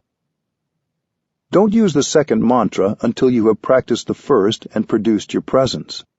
Then, when you are truly there in the here and the now, you are in a position to recognize the presence of the other person. The second mantra is, I know you are there, and I am very happy. You are letting your loved one know that his or her presence is important to your happiness. The second mantra acknowledges that you really see the other person. This is crucial, because when a person ignores you, you don't feel that you are loved. You may feel that the people you love are too busy to see you. Your loved one may be driving the car and thinking of everything except you who are sitting in the next seat. You don't have that person's attention. To love means to be aware of the presence of your beloved one, and to recognize that presence as something very precious to you. You use the energy of mindfulness to recognize and embrace the presence of your beloved one. Embraced by your mindfulness, the other person will bloom like a flower. I know you are there, and I am very happy. The second mantra is to reaffirm the presence of the other person as someone very important to you. The second mantra, like the first, only works if you breathe in and out before saying it. Imagine the other person is not there. He or she has moved away or passed on. You might feel a big hole. Right now, that person is alive and near you, so you're very lucky. That's why you have to practice the second mantra, to remind yourself of the gift of that person's presence. When someone says he loves you, but he ignores your presence and doesn't pay attention to you being there, you don't have the feeling that you are loved. So when you love someone, you have to recognize his or her presence as something precious to you. The second mantra can be practiced every day, several times a day. I know you are there, and it makes me very happy. This mantra, like the first, can be shared any time, before work, at the dinner table, or over the phone or by email if you want to share it with someone you don't get a chance to see. These mantras feel a bit awkward at first, while you're getting used to them.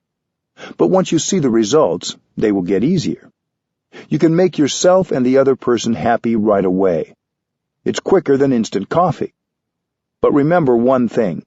A mantra can be practiced successfully only if you know how to make yourself present and say it in mindfulness. The third mantra. While the first two mantras can be said several times a day, no matter what the situation, the third mantra is used when you notice that the other person is suffering. The third mantra can help the other person suffer less right away. The third mantra is, I know you suffer, and that is why I am here for you. Thanks to your mindfulness, you know that something is not going well with your friend or loved one. When your loved one is suffering, your impulse may be to want to do something to fix it. But you don't need to do much. You just need to be there for him or her. That is true love. True love is made of mindfulness. Because of your mindfulness, you know when something is not going well with a loved one. When you notice that, you want to do something to help him or her suffer less. You don't have to do anything other than to be there. When you say the mantra, right away your loved one will suffer less. When you suffer and your loved ones ignore your suffering, you suffer much more.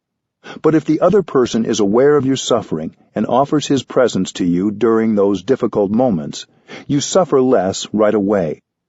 It doesn't take much time to bring relief. So please use this mantra in your relationship to help the other person suffer less. The fourth mantra. The fourth mantra is a little more difficult, especially for those of us with a lot of pride. You use the fourth mantra when you suffer and you believe that the other person has caused your suffering. This happens from time to time. If it was someone you didn't care as much about who had said or done that to you, you would have suffered less. But when someone you love says something that feels critical or dismissive, you suffer deeply. If we suffer and we don't look deeply into our suffering and find compassion for ourselves and the other person, we may want to punish the person who hurt us because he or she has dared to make us suffer. When we suffer, we think it's the other person's fault for not appreciating us enough or loving us enough. Many of us have a natural tendency to want to punish the other person. One way we think of punishing the other person is to show that we can survive without him or her. Many of us have made this mistake. I myself have also made that mistake. But we learn. We want to show the other person that without him or her, we can survive very well. This is an indirect way of saying, I don't need you. But that's not true.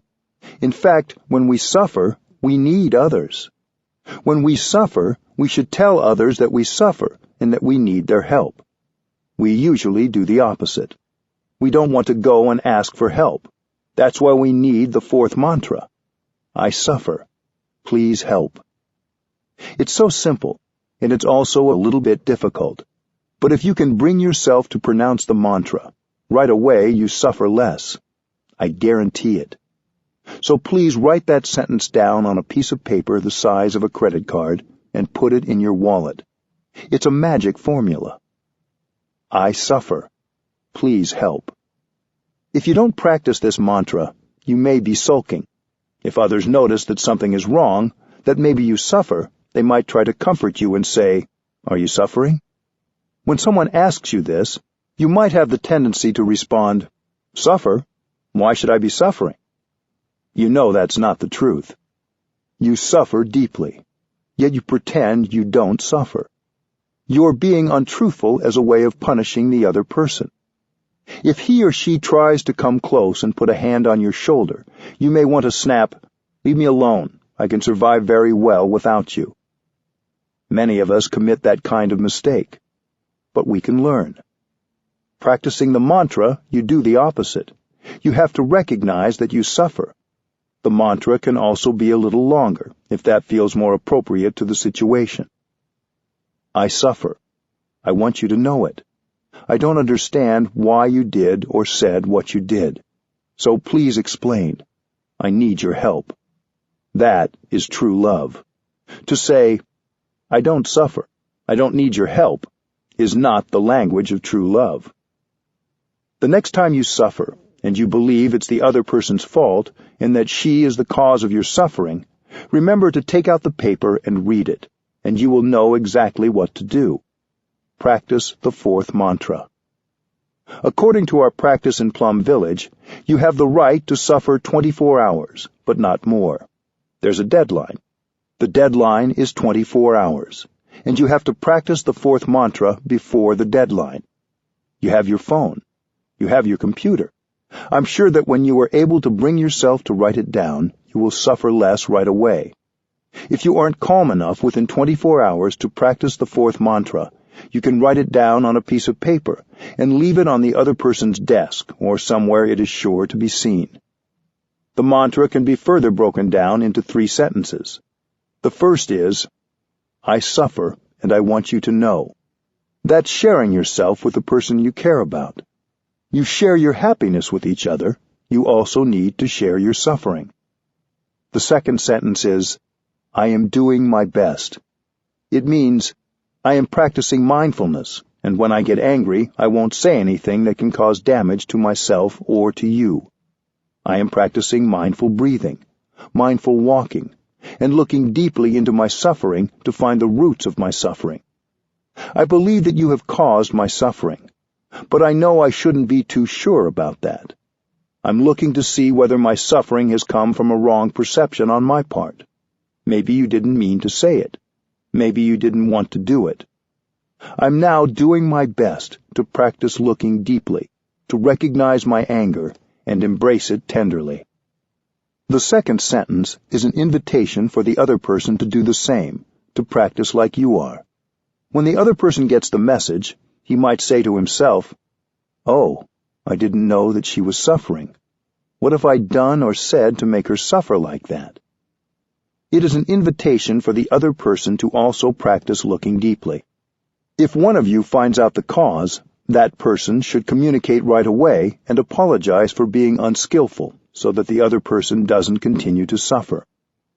So the second sentence is an invitation for both sides to look deeply, to be aware of what is going on and investigate the real cause of the suffering. It's a recognition that the other person is human and is doing his or her best at the time, and that we are doing our best as well. The third sentence is, "Please help." This sentence acknowledges that we can't figure it out all on our own. We need each other. This is perhaps the hardest part. The three sentences together are, "I suffer, and I want you to know it. I am doing my best. Please help." The fifth mantra.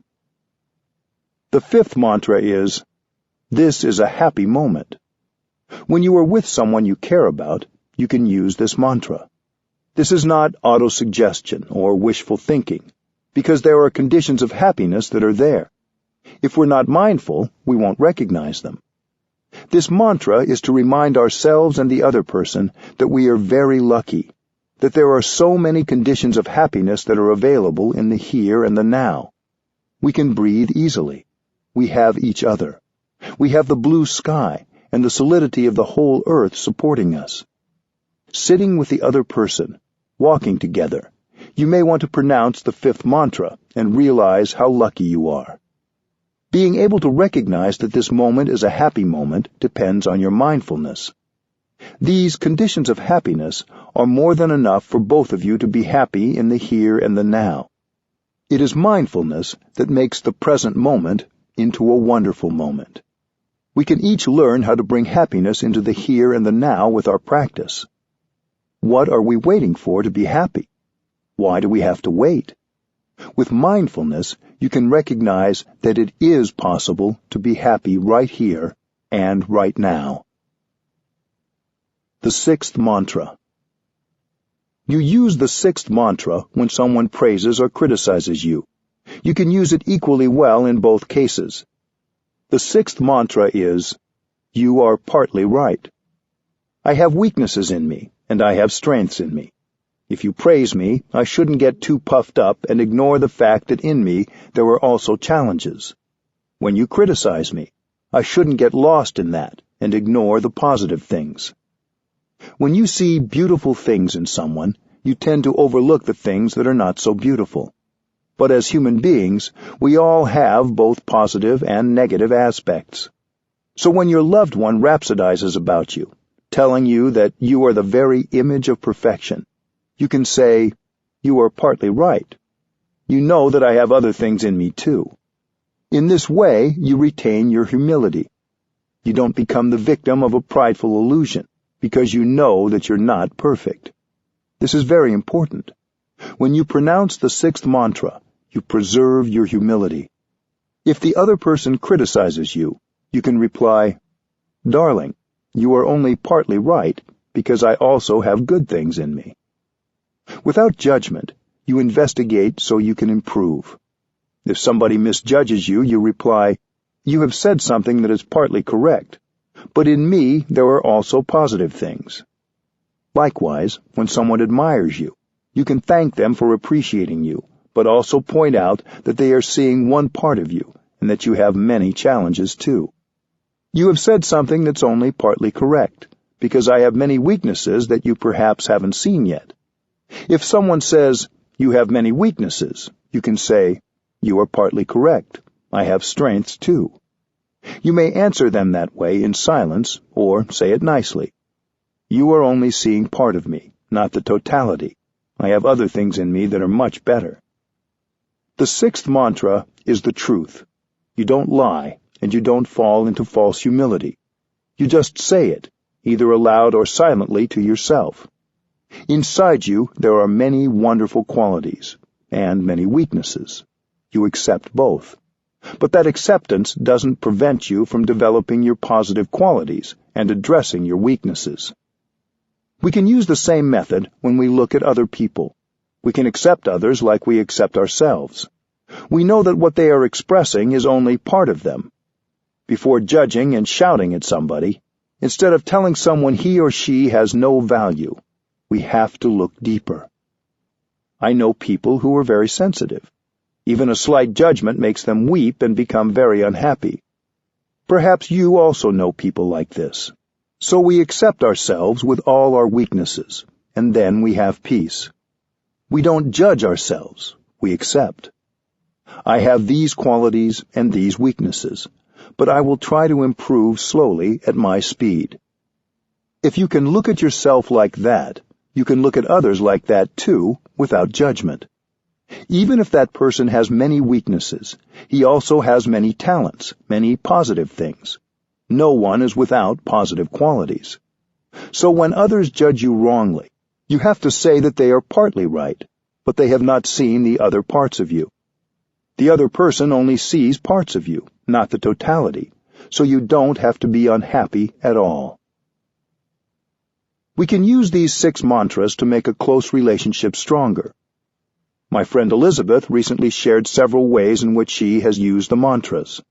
Her sister is 1 year older than she is. They were always together growing up, but over the years, and especially as they grew into young adults, Elizabeth had gotten in the habit of lecturing her sister a little and telling her what to do. As you can imagine, sometimes her sister had strong reactions. With the practice of mindfulness, Elizabeth said, she became more aware of what she was saying, and she realized the importance of changing that habit. When she visited her sister, she started practicing her version of the second mantra, saying, "I'm really happy that you're here." She got in touch with and expressed a heartfelt appreciation of her sister's presence in her life, and of the fact that her sister was doing the best she could. Elizabeth also used the mantras in her marriage. In the beginning, whenever her husband said something that really hurt her, she immediately had the desire to punish. She tried instead slowly going to him and using her version of the 4th mantra, asking him, "You said this thing to me that I really don't understand. What was that about?" He would share, and most times she discovered that his remark was nothing about her, really. It was often something else entirely that was going on. The mantra opened up a door for her to see what was happening in his world. Sometimes Elizabeth would say something to her husband, and he'd have a strong reaction, and she'd react to his reaction. Eventually, she learned to instead practice the 3rd mantra. "I know you suffer, that's why I'm here for you," by asking, "Was it something I said? I really want to understand what happened. I'm sorry. I don't mean to say or do things that are hurtful. If you let me know, I can understand how the things I say affect you." She also told me about one particular time during her stay in Plum Village. She was in the courtyard garden, harvesting the petals of rose blossoms that were just beginning to droop to use for tea. A gardener came along and scolded Elizabeth for taking away flowers that were growing there for everyone to enjoy in the courtyard. Elizabeth said, "I'm not taking the fresh ones, only the fading ones." But the gardener was not appeased. Elizabeth went to ask the advice of one of our nuns, who she knew could help her understand. The sister shared with her that lately some other people had been picking flowers from the garden for their own use, and the gardener had a sensitivity about that. "Elizabeth," the sister said, "you just bumped into his sensitivity." After she heard that, Elizabeth was able to go to the gardener and practice the 3rd mantra. She said, "I understand the situation better now, and I won't touch the flowers in the courtyard if you prefer." The gardener was getting ready to go away on a trip to Germany, and Elizabeth also practiced the 1st mantra, "I'm here for you," by telling him that during his absence she would water the roses and trim the rose hips for him. Another friend recently shared that he was suffering a lot during a retreat. He chose to practice the 4th mantra, "I suffer, please help," by sharing with his roommates that he didn't need to talk about anything, just to be allowed space. This allowed his roommates to understand what was happening with him, not take it personally, and be more accepting when he wasn't able to be there for them as they would like. It was beneficial to see what he needed, and for him to ask for that support. The 6 mantras are something that everyone can practice at home. Children can do them too. So often children feel powerless in the family. But with mindfulness, concentration, and practice of the 6 mantras, they have a tool. By saying a mantra with love and full presence, a child can change the situation, even a tense one, right away. It also gives parents a chance to use the language of love instead of authority when communicating with their children. This keeps communication alive between parents and children. When there's no real communication in the family, both parents and children suffer. The practice of the 6 mantras is a way to use loving speech and deep listening to keep the door of communication open. With this kind of communication, we will understand each other better, and then our love will be true love, because it will be based on understanding. Bringing compassionate communication to your relationships. When you are able to use the 6 mantras with your loved ones, you will find that you are building a kind of home together. By listening compassionately to yourself, you have started to come home to yourself. With compassionate communication, you can help your loved ones come home to themselves. Your loved ones are also looking for home, for some warmth and a refuge. Once you have a home, you can help the other person. You are confident because you know how to connect with yourself and make a home for yourself. Your confidence can inspire others to do the same. They may find a home in you, and they lean on that to build a home in themselves. You don't need an iPhone to do this. You need your eyes, to look at them with compassion. You need your ears and your mouth to listen with compassion and speak mindfully. When your loved one is able to go back to himself or herself, then your relationship becomes a real relationship, because both of you feel at home in yourselves. Don't be afraid to give your loved ones the space they need to listen to themselves. When you have enough space to listen to your own self, when you come together, you find a home in each other as well as in yourselves. There is a communal home for you to share. This becomes the base of all your relationships. If you want to help society, your community, your country, you have to have a home base. When you have a true home in yourself and in your home, you have happiness, safety, and fulfillment. Then you are in a position to go out and help create a more compassionate and loving community. 5. When difficulties arise. Many of us suffer because our communication with other people is difficult. At work, for example, we often feel we have tried everything and there is no way to reach our colleagues. This is often true in families as well. We feel our parents, our siblings, or our children are too stuck in their ways. We think no real communication is possible. Yet there are many ways to reconcile and to create openings for more compassionate communication.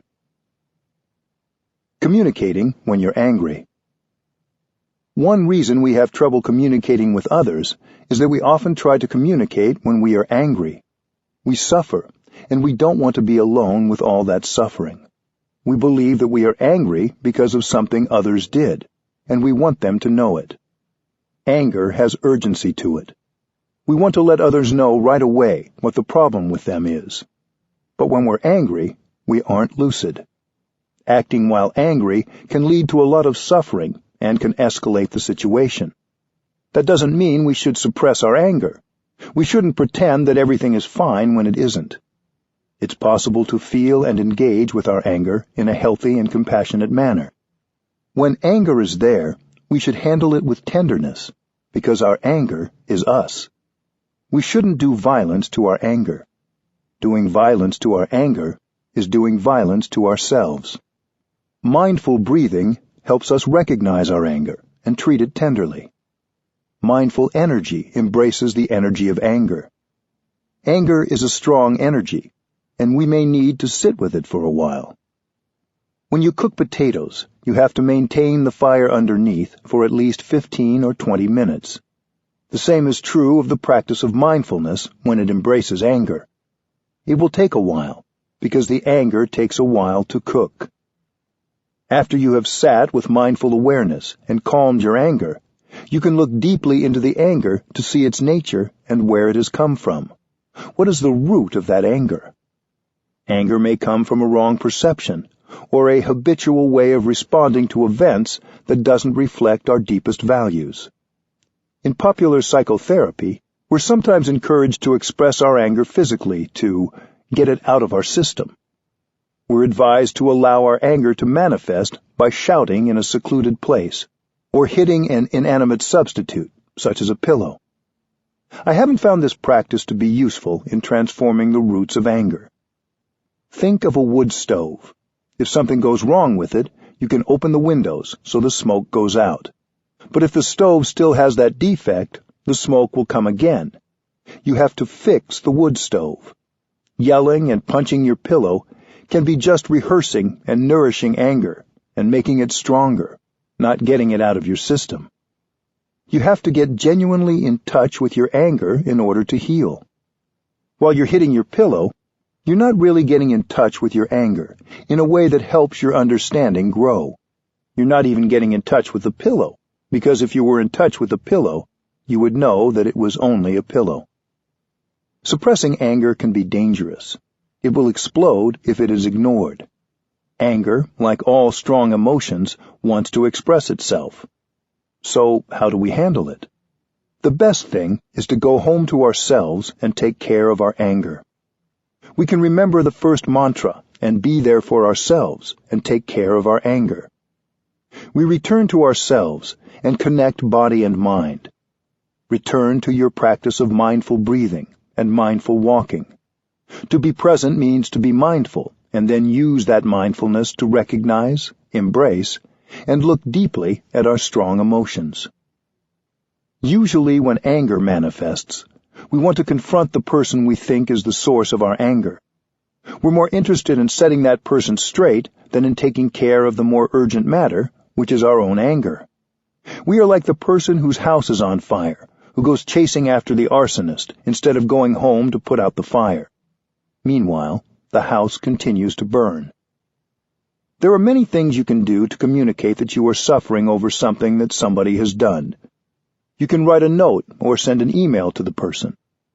But first, practice mindful breathing and take care of your anger. This is a perfect time to use the fourth mantra, I suffer. Please help. You may phone the other person once you have calmed your anger, but only when you can calmly tell him or her that you suffer and you want help. You can let the other person know that you are doing your best to take care of your suffering. Encourage that person to do the same. Asking for help when we're angry is very difficult, but it allows others to see your suffering instead of just your anger. They will see that suffering causes the anger, and then communication and healing can begin. Helping each other suffer less. When we have a rift or an estrangement from someone we care about, both people suffer. If we didn't care deeply about the other person, the rift would not be so painful. It's the people we care about most who trigger our greatest suffering. We may spend a long time living with the rift, until we start to think of it as irreparable.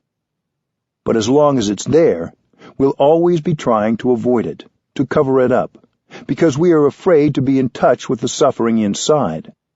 We can pretend that it's not there, but it's really there, a big block inside. The suffering in us demands to be understood.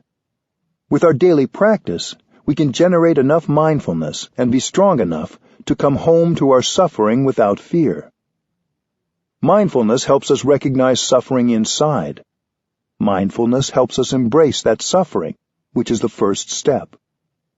When someone has caused you a lot of pain, you may not even want to look at or be in the same room as that person because you will suffer.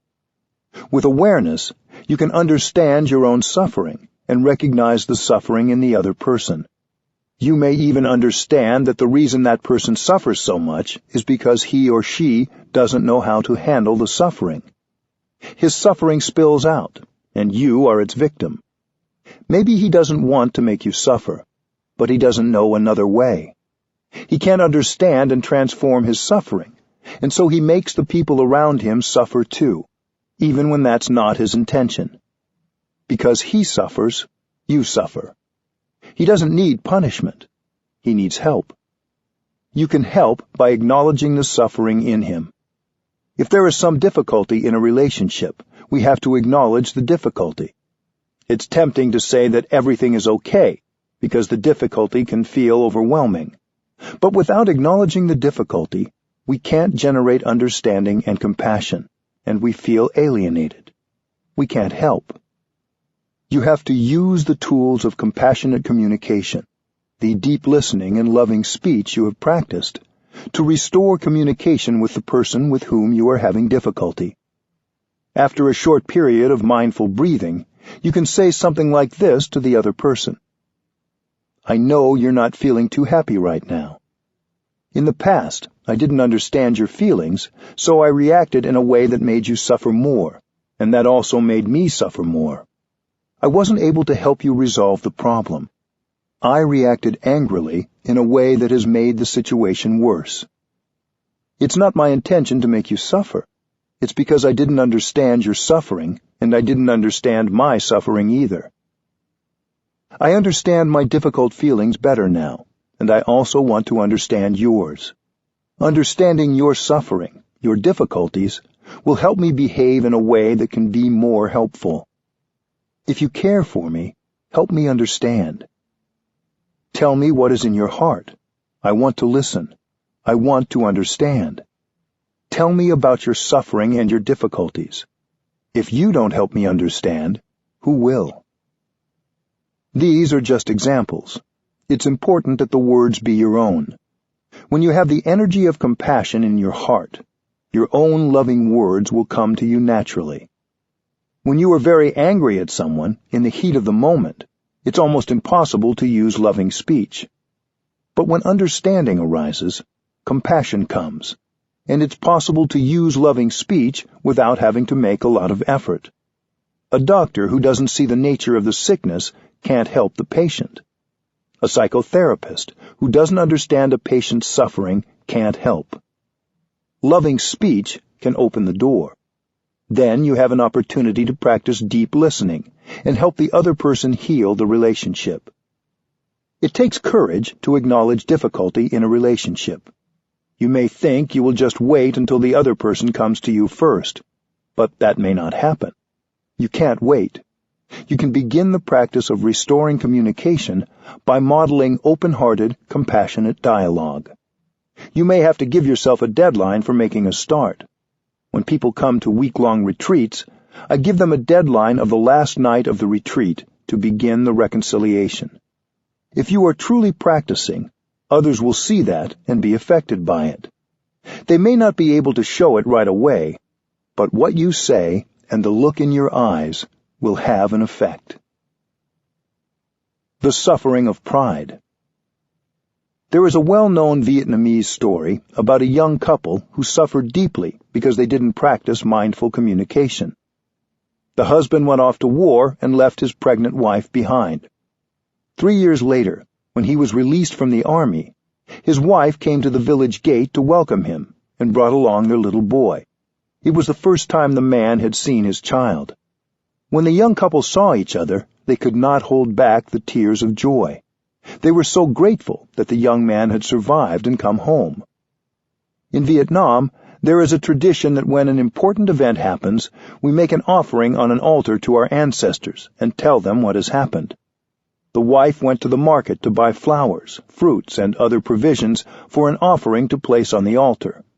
The father stayed home with his son and tried to persuade the little boy to call him Daddy, but the little boy refused. He said, "Mister, you aren't my daddy. My daddy is someone else. He used to come and visit us every night. Whenever he came, my mother would talk to him for a long time and cry and cry. When my mother sat down, the man sat down. When my mother lay down, he also lay down.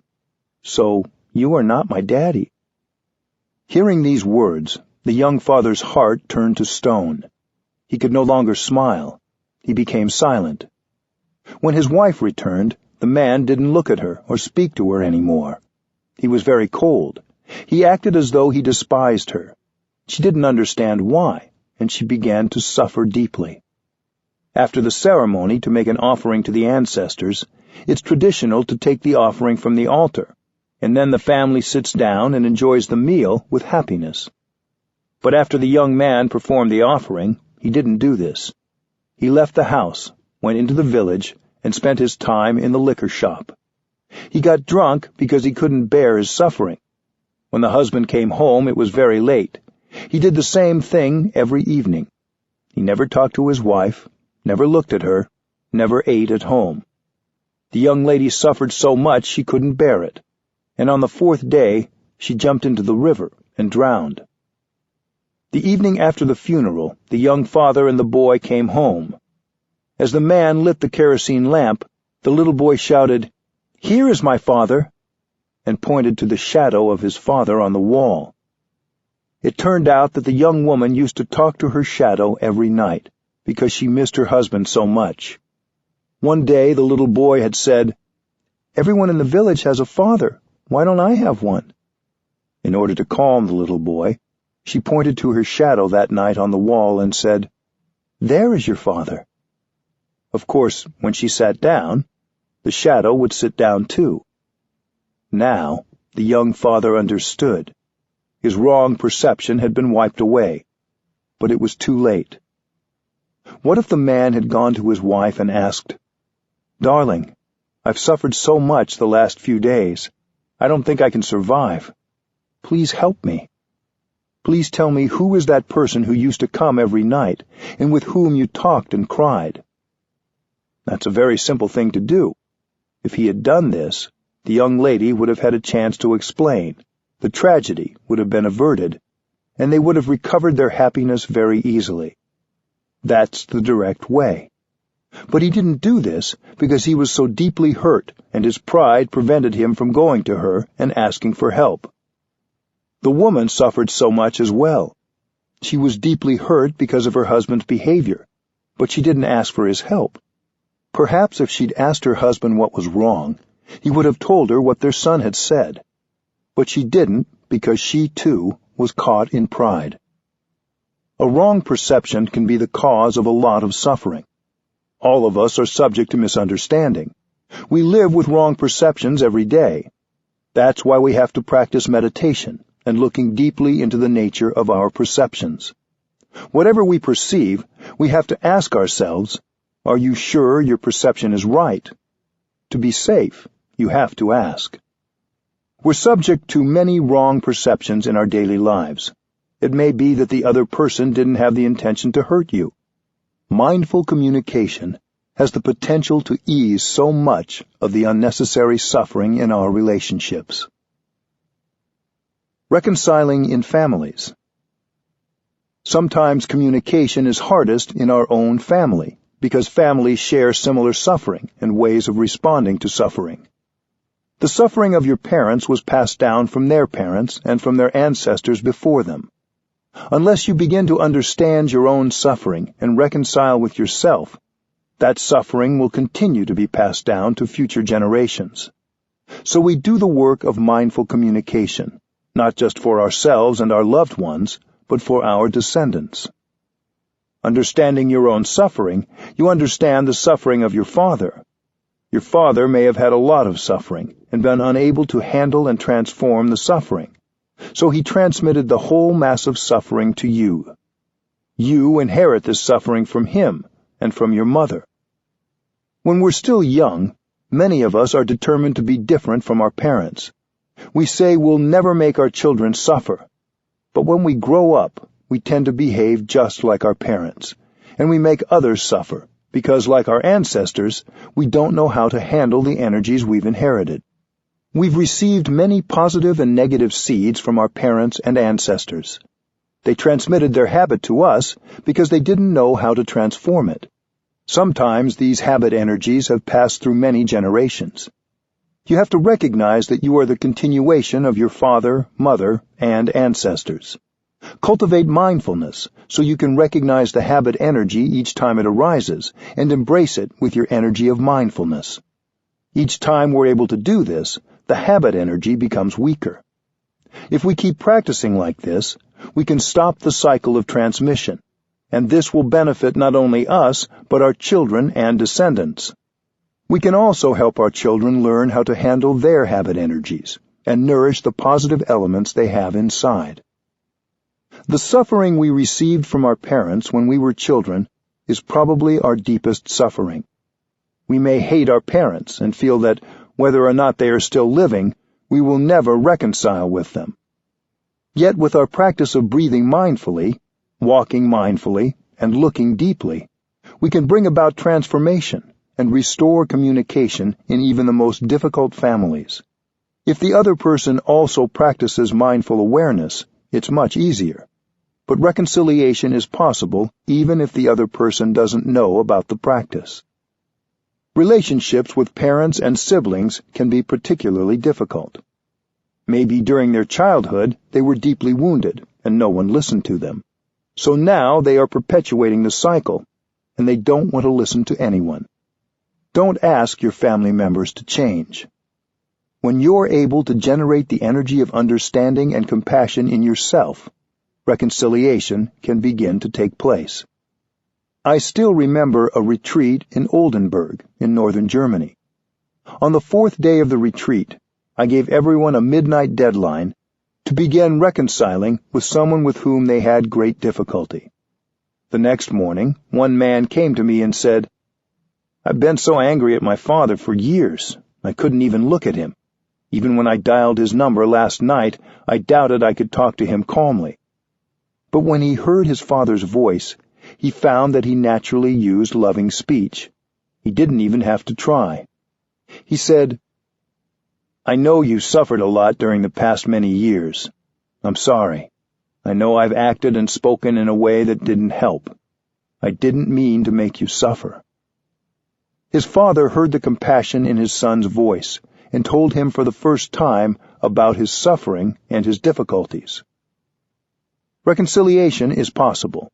You can find resolution to the difficulties in your relationships. You don't need to allow the difficulties to continue causing you to suffer month after month and year after year. The first step is to practice mindful breathing, mindful walking, and mindfulness in daily activities, so that you will be strong enough to go back to yourself, listen to your own suffering, and look deeply into its nature.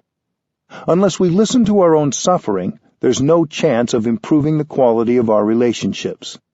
With mindfulness, compassion arises, and you can accept yourself. Then you have the chance to look at others.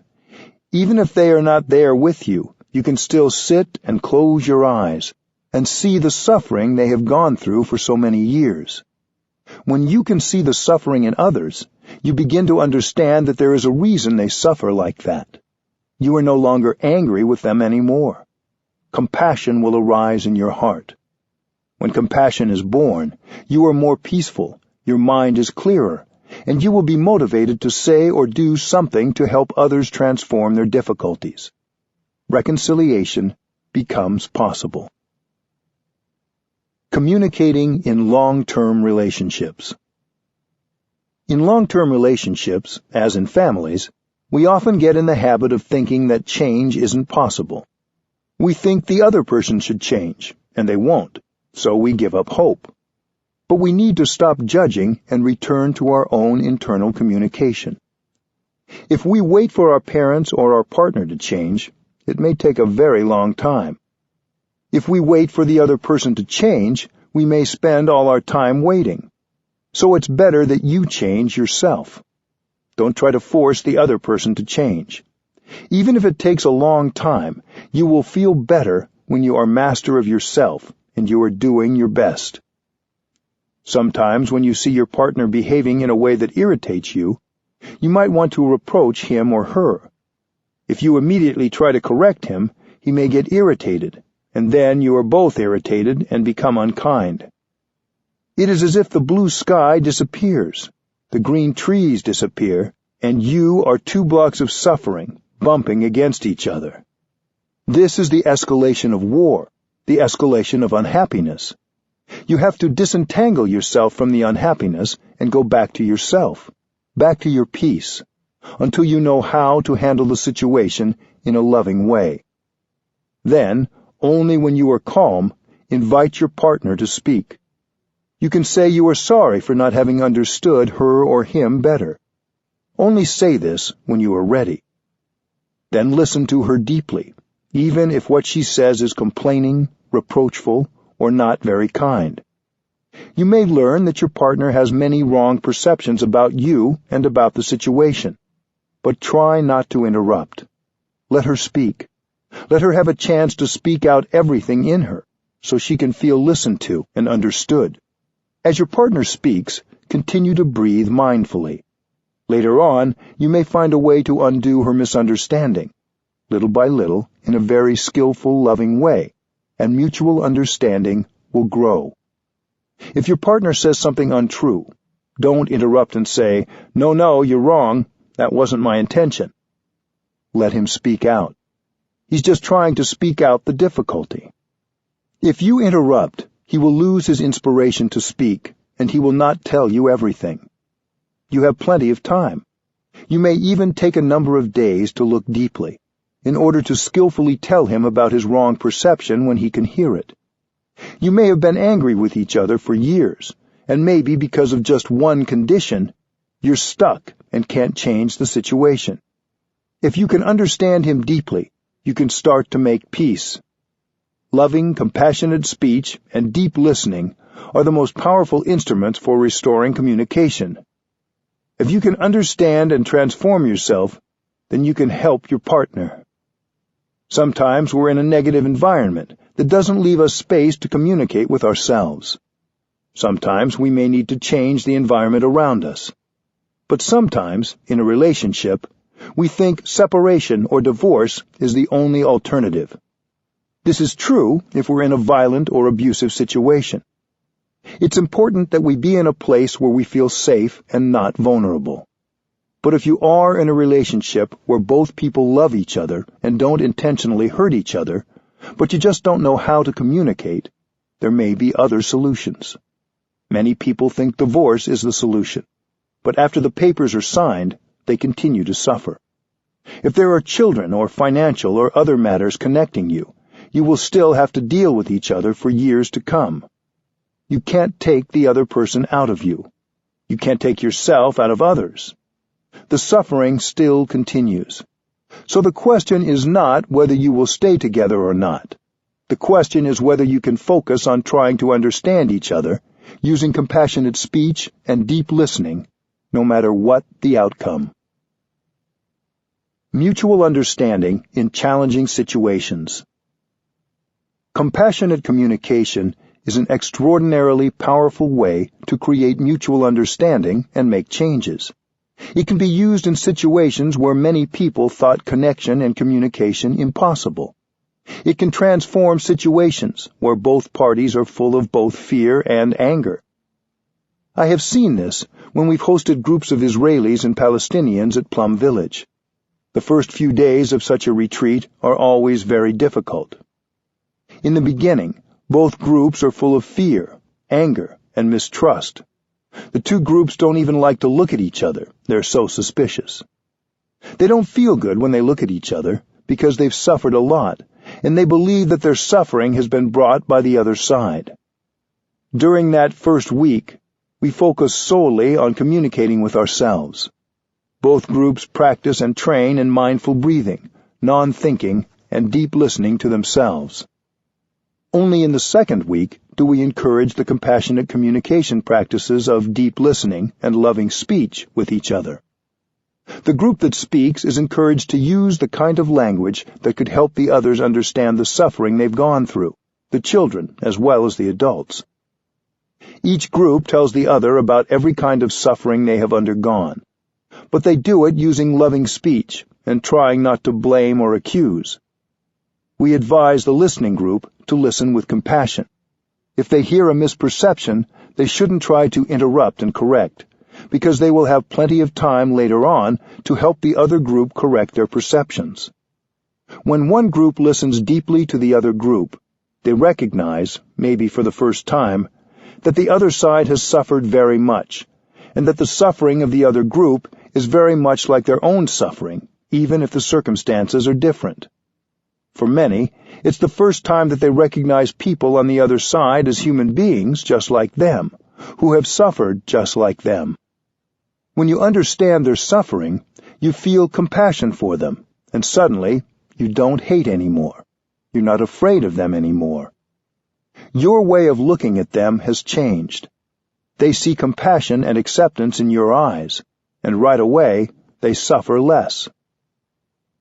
These sessions of deep listening are organized in such a way that people have enough time to listen and talk about their suffering. Some of us who were present at these sessions were neither Palestinian nor Israeli.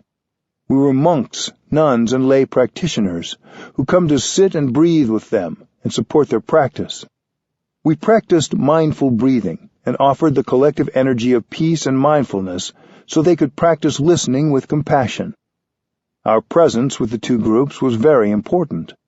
We created a collective energy that supported mindful speech. I think we can organize the same practice for ourselves or for any two groups who are divided. Sometimes Hindus are afraid of Muslims, and at the same time, Muslims are afraid of Hindus. In other situations, Muslims are afraid of Christians, and Christians are afraid of Muslims. We think of the other group as a threat to our survival and to our identity. The first thing is to look deeply and see that not only on your side, but also on the other side, there's a lot of fear and suffering. In the beginning, we think that we are the only ones who suffer and have a lot of fear. But if we get close enough to the other side and look, we see that they also have a lot of fear of us, and also suffering. When we can see their suffering and fear, we suffer less already. When we're able to produce a compassionate thought, this thought begins to heal us, heal the other, and heal the world. Peace negotiations. I think if government officials organized peace talks the way we organize sessions of deep listening and loving speech, they would have more success in bringing reconciliation to opposing parties. When opposing parties come together to negotiate, they shouldn't negotiate right away. Each group has a lot of doubt, anger, and fear in them, and negotiating may be too challenging when these strong emotions are present. The first part of any peace initiative should be devoted to the practice of breathing, walking, sitting, and calming. Then the groups may be ready to listen to each other, and the desire and capacity for mutual understanding will be there to serve as a basis for successful negotiations. If the atmosphere gets too heated during the negotiating session and the tension too strong, the chairperson should invite everyone to stop and breathe in and out to calm themselves down. Even if someone was in the middle of addressing the group, everyone should stop and breathe in and out together. When I addressed a meeting of congressional representatives in Washington, D.C., I proposed a similar process. After that, we offered a retreat for a number of representatives, and we practiced mindfulness together. That was many years ago, but there are a few members of Congress who still practice mindful walking on Capitol Hill. It's possible and very beneficial to bring compassionate communication and mindful speech into political life. There's no place where deep listening and loving speech are inappropriate. We don't need to save these techniques for a special occasion. They can be adapted to any situation and be helpful. If we use them now, we will have the understanding and insight we need to repair the damage we caused in the past and bring healing to ourselves, our families, our relationships, and our communities. 6. Mindful communication at work. Successful work communication begins before we even arrive at our jobs. Often on our way to work, as we drive, bike, take the train, ride the bus, or walk, we focus on what we'll have to do when we arrive, or on something we didn't finish before we left home. If we instead bring our awareness to mindful breathing and to what's happening right in that moment, we can enjoy every moment of transporting ourselves to work. Before I begin my work of teaching for the day, I don't spend time worrying about what questions people might ask or how I might answer them. Instead, as I walk from my room to the place where I teach, I enjoy every step and every breath fully, and I live each moment of my walk deeply. This way, when I arrive, I feel fresh and ready to work. I can offer my best answer to any question I may be asked. If you arrive at your workplace having already practiced mindfulness while getting ready at home and while on your way, You'll arrive happier and more relaxed than you have in the past, and successful communication will come a lot more easily. The way you think about your work and your work relationships affects how you communicate in your work environment. You may be under the impression that the purpose of your work is to offer a service to others or to produce an object or commodity. But while at work, you're also producing thoughts, speech, and actions. Communication is as much a part of your job as is the end product. If you communicate well in your work environment, not only do you enjoy yourself more, but you create a harmonious atmosphere that will carry over into your work. Everything you do will have a stronger element of compassion and be of greater benefit to more people. Leading by example. When I was in India a number of years ago, I met Mr. K.R. Narayanan when he was the President of the Indian Parliament. We spoke about using the practice of deep listening and compassionate dialogue in legislative bodies. I said that any work environment, including a legislative assembly, could become a community motivated by mutual understanding and compassion. If we create a healthy and nourishing work community, we are modeling the kind of environment we want to create in the world. When, in a work environment, you use mindful and compassionate speech, you're offering the best of yourself. If we can combine our insights and experiences, the collective insight will bring about the wisest decisions. If we're not able to listen to our colleagues with a free heart, if we only consider and support ideas that we already know and agree with, we're harming our work environment. Whatever your position is at work, you can set an example by learning to listen to everyone with equal interest and concern. Many workplaces are characterized by daily stress. We need to set up spaces at work for the practice of mindful breathing. Mindful breathing is the first step to mindful communicating because it relaxes us in body and mind. We have to be relaxed, to feel well, so that we can make the best decisions possible. When we model relaxation at work, we are already communicating powerfully. Mr. Narayanan and I talked about integrating mindful breathing into the Parliament of India as a way to reduce stress. If they can do it in the legislature, perhaps you can do it in your workplace. Can you bring your colleagues together to practice mindful breathing, or make time available for this before any group meeting, so that people will be able to communicate more effectively and without stress? If you can't organize others, even your own mindful breathing will make your work communication go better. Sometimes workplace communication can seem so difficult, but one mindful breath already begins to make it easier. Greeting your colleagues.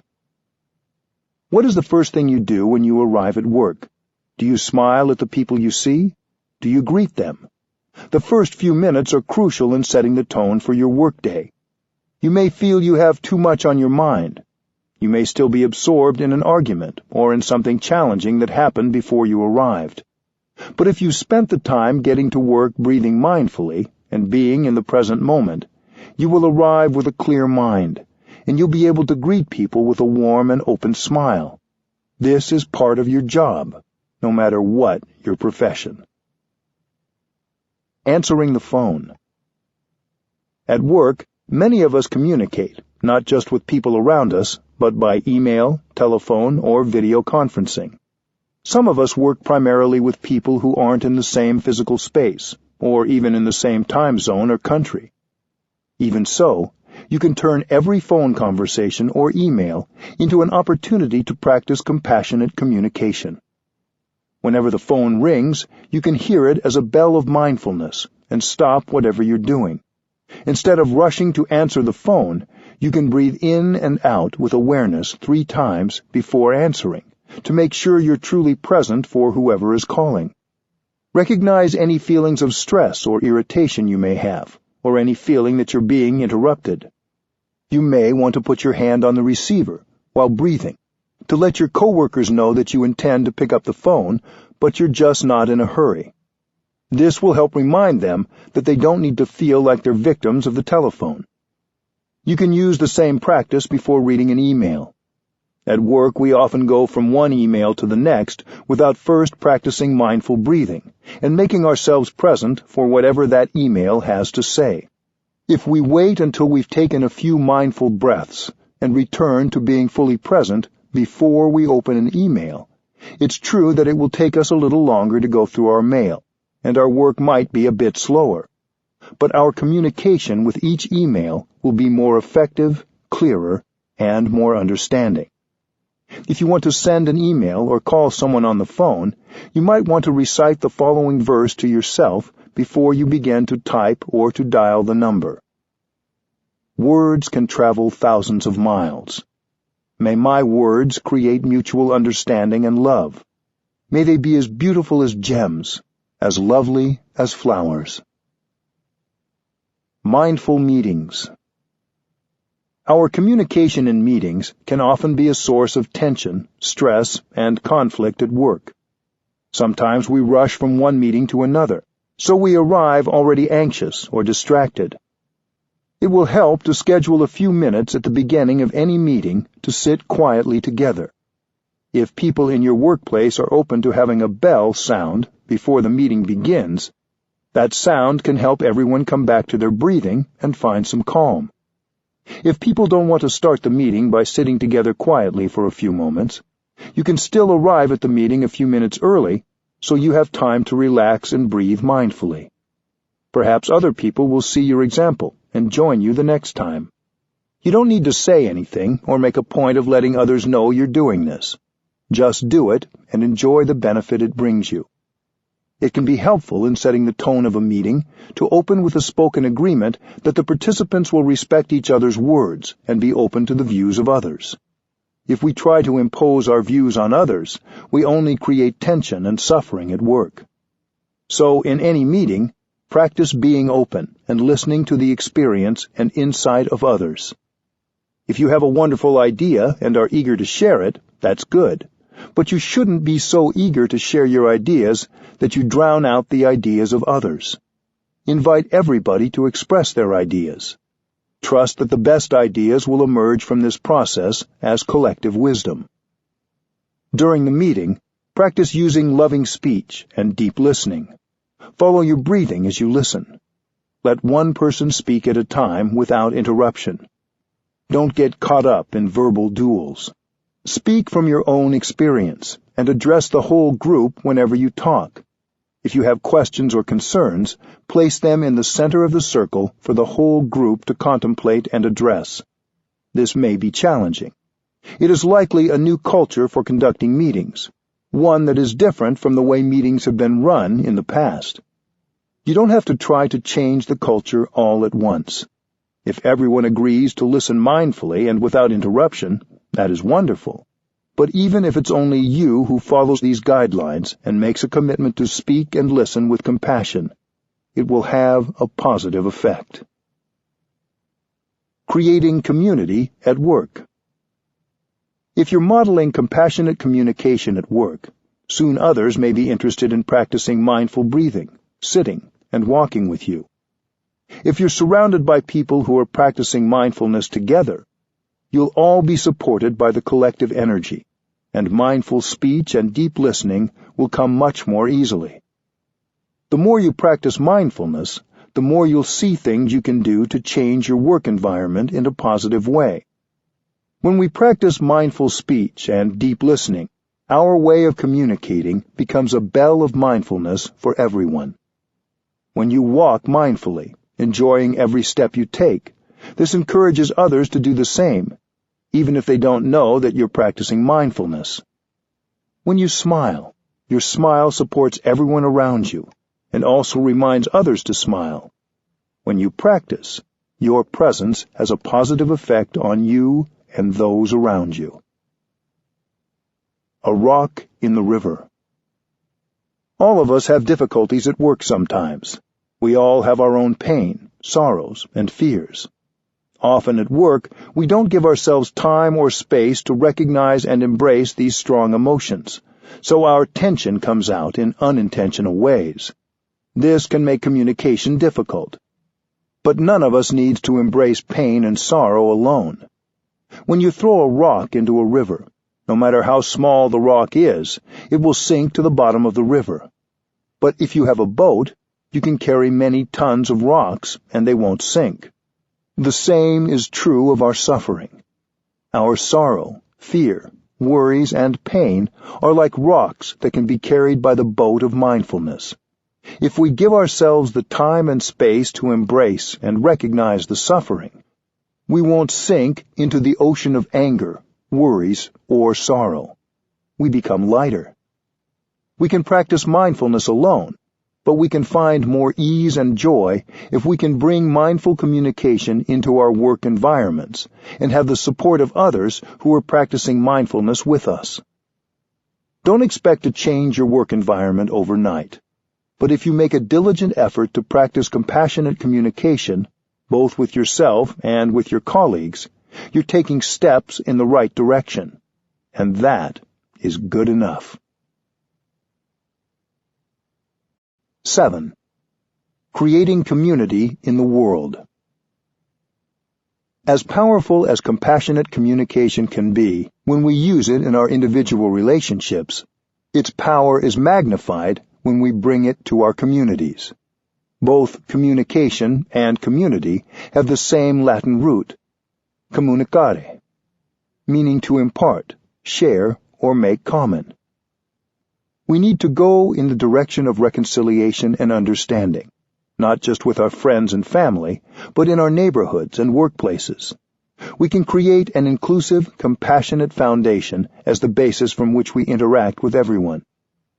A community that is committed to mindful speech and deep listening can be very effective in making society better. These two practices could be part of a global ethic that would be available to people of any culture or religious tradition to reduce conflict and restore communication. Community creates change.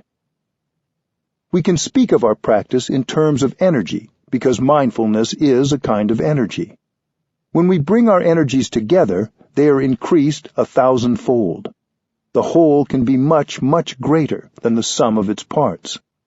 Systematic change can't be achieved without the energy of community. If you want to save the planet, if you want to transform society, you need a strong community. Technology is not enough. Without mindfulness, technology can be more destructive than constructive. When we speak about creating a sustainable environment or a more just society, we usually speak of physical action or technological advances as the means to achieve these goals. But we forget about the element of a connected community. Without that, we can't do anything at all. Usually, we think of communal action in terms of physical acts, but the energy of a shared meditative silence or communal chanting is also communication and a powerful kind of action. I don't think of this concentration so much as prayer or a religious rite, but rather as a form of communication.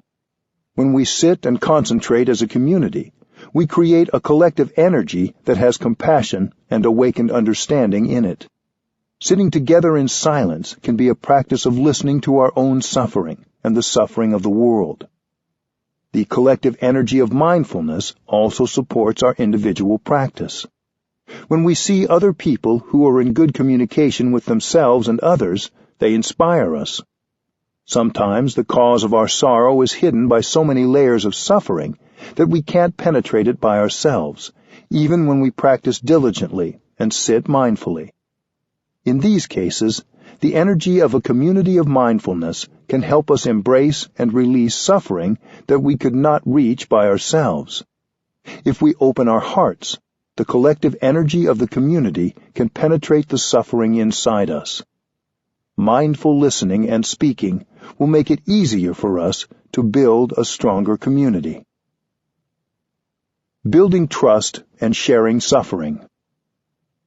Some of us do not easily trust another person. For such a person, it can be difficult to imagine sharing with a larger community. We may be a little bit wary or even very suspicious. People say they love us and understand us, but we haven't really experienced that love and understanding. We should be able to find ways to help a person who doesn't have the capacity to receive love and understanding. Sometimes there is real love. There is real understanding. But the person doesn't believe in love and understanding, and that's why he has never been able to receive it. That person is like a hungry ghost. In Buddhism, a hungry ghost is someone who has a big empty stomach and is very hungry, but has a very tiny throat. Even if there's plenty of food, that person can't swallow it. He can't absorb anything. So even if a lot of understanding and love is offered, that person isn't able to take it in.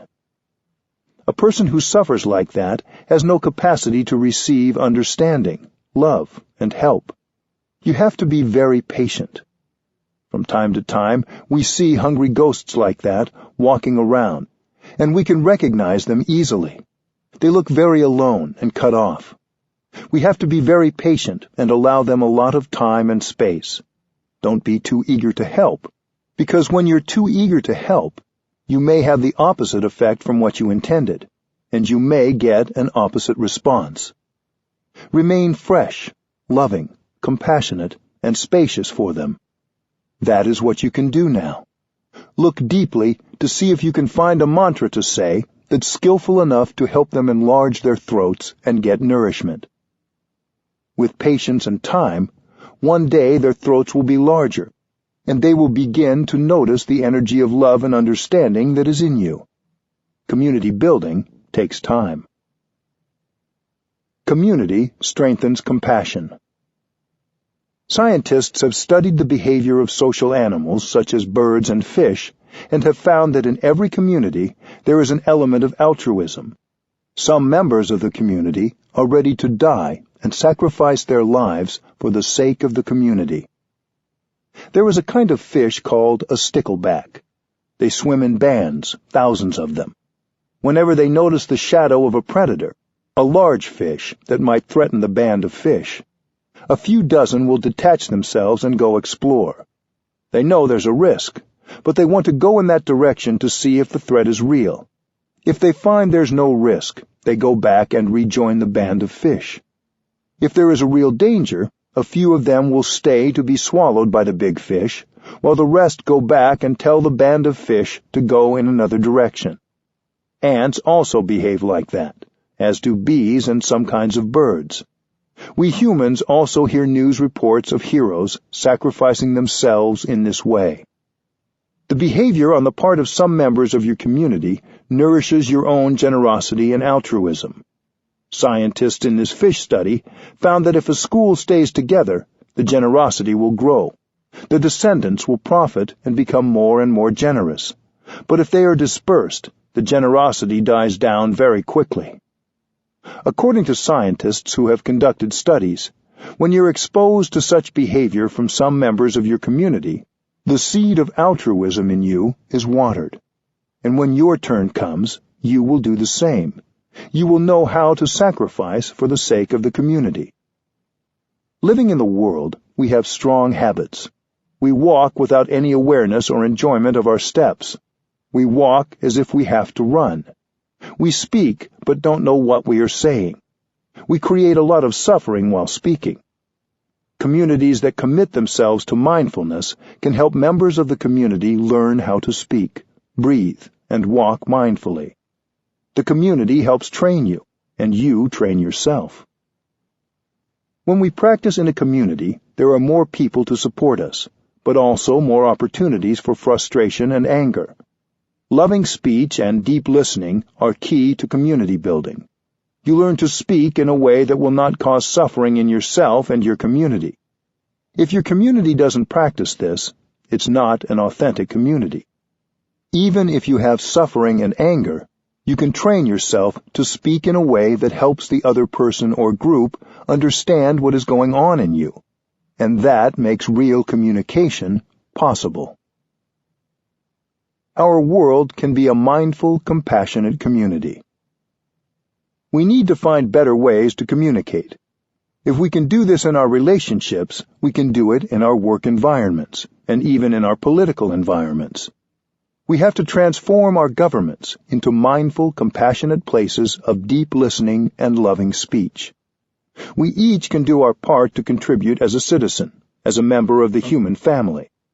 In the process of community building, we get the transformation and healing we need to further the transformation and healing of the world. This is a process of training and learning. When you speak, allow the inside of our collective humanity to speak through you. When you walk, don't walk for yourself alone. Walk for your ancestors and your community.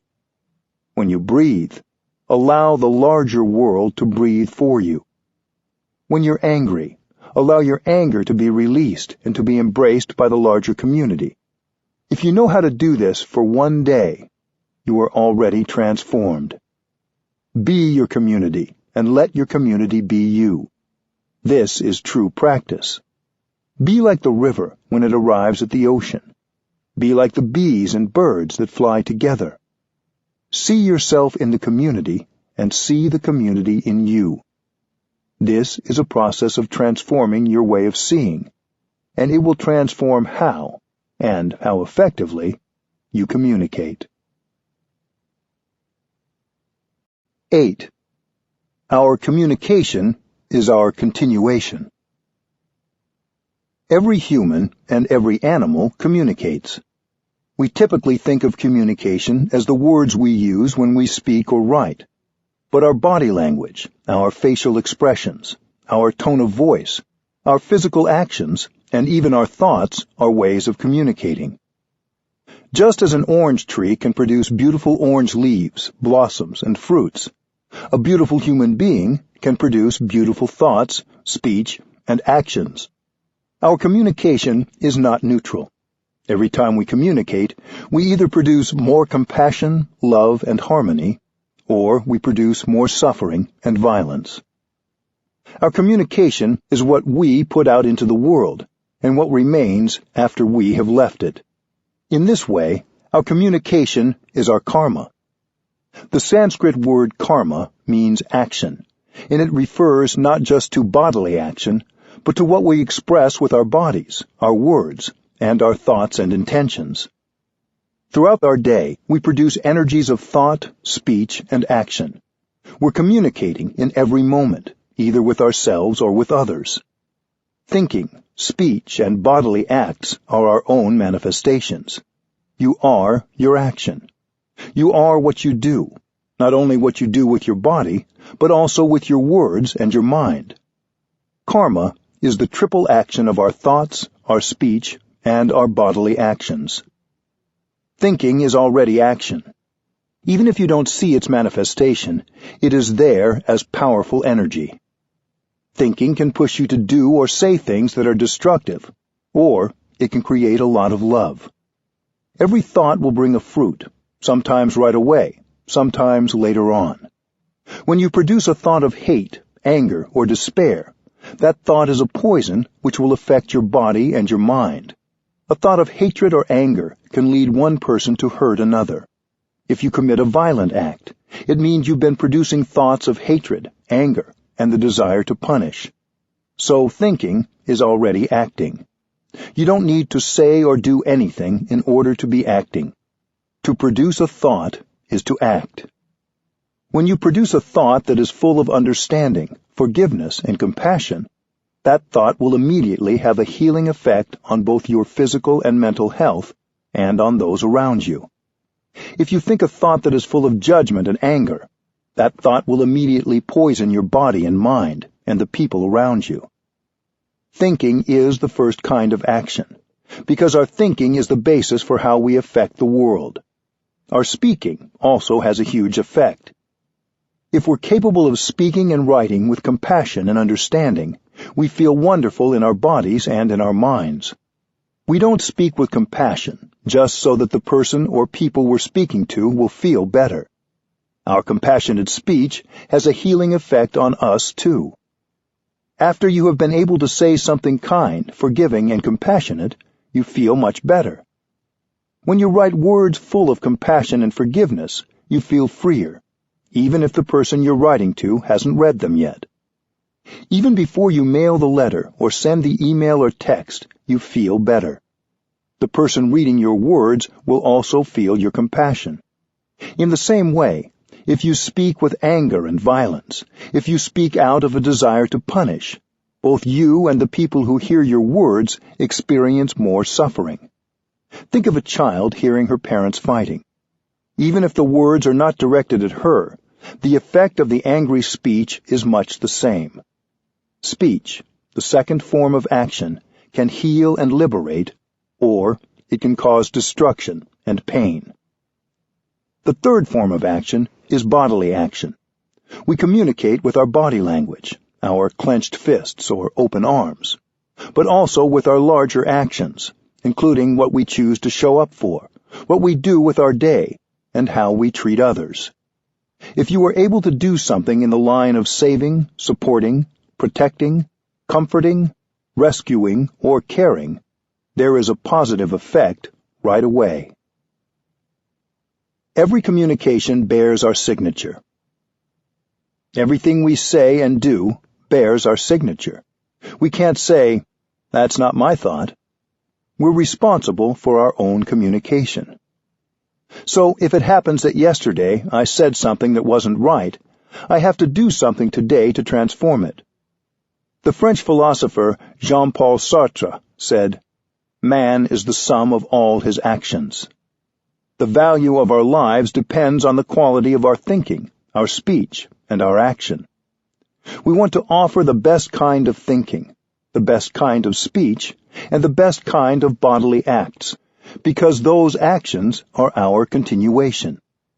When we think, when we speak, when we act, we create, and we are there in our creations. That is the outcome of our being. Our communications will not be lost when our physical bodies are no longer here. The effect of our thinking, speech, and physical actions will continue to ripple outward into the cosmos. Whether this body is still here or has disintegrated, our actions continue. When you produce a thought, it bears your signature. It's you who produced that thought, and you are responsible for it. If it's a thought of compassion, forgiveness, non-discrimination, you will continue beautifully because you are there in it. You are the author of that action. Your speech and your physical actions, both compassionate and violent, also bear your signature. We are like the cloud that produces the rain. Through the rain, the cloud continues to affect the crops, the trees, and the rivers, even after the cloud is no longer floating there in the sky. Likewise, everything we produce in terms of thought, speech, and action continues even after our bodies disintegrate. The cloud is there in the cornfield and in the river. When this body disintegrates, our words, thoughts, and physical actions continue to have an effect.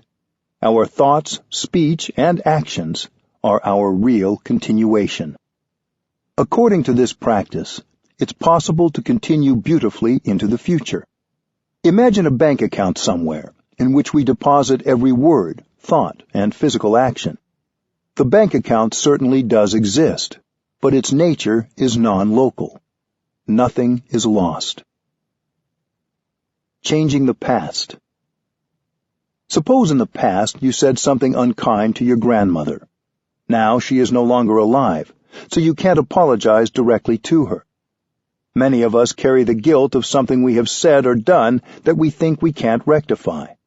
But it's possible to erase that unskillfulness of the past. The past isn't exactly gone. If we know our communication continues, then we know the past is still there, disguised in the present moment. After all, the suffering is still there. You can touch it. What you can do is to sit down, breathe in and out deeply, and recognize that in every cell of your body there is the presence of your grandmother.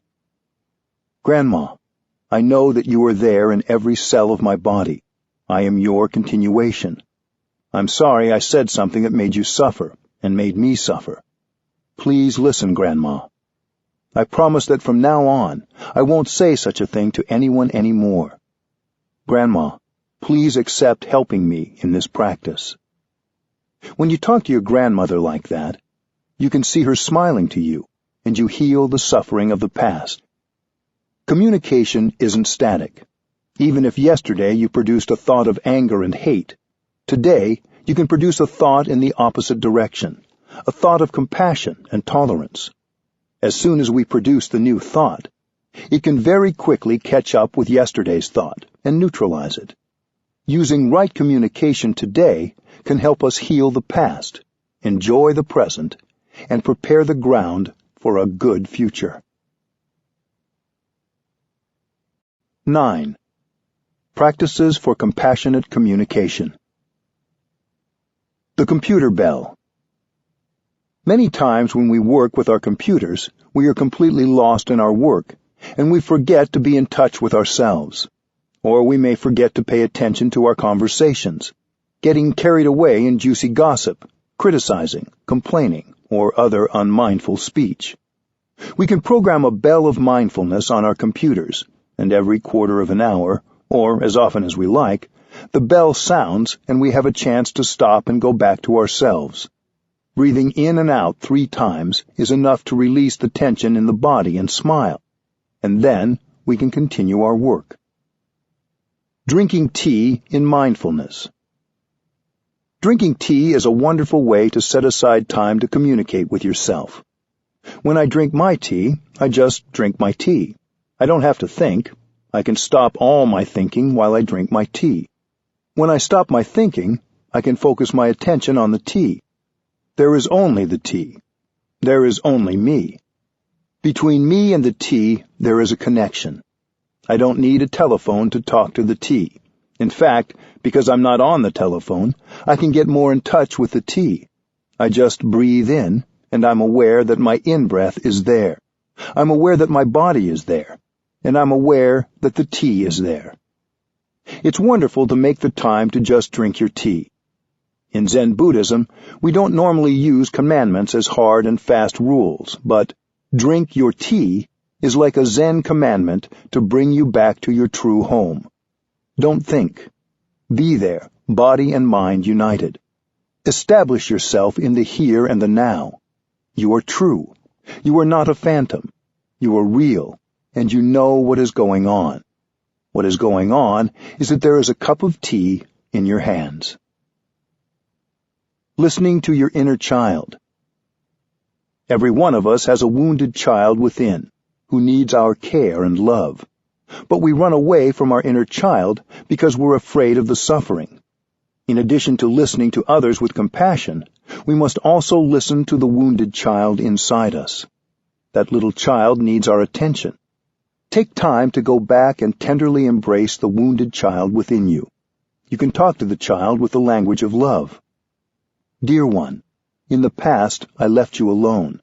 I've gone away from you for so long. I'm sorry. Now I have come back to take care of you, to embrace you. I know you suffer so much, and I have neglected you. But now I've learned the way to take care of you. I am here now. If we have to, we can cry with that child. Whenever we sit, we can spend time sitting and breathing with that child. Breathing in, I go back to my wounded child. Breathing out, I take good care of my wounded child. When we go for a walk, we can take the hand of our little child. We should talk to our child several times a day for healing to take place.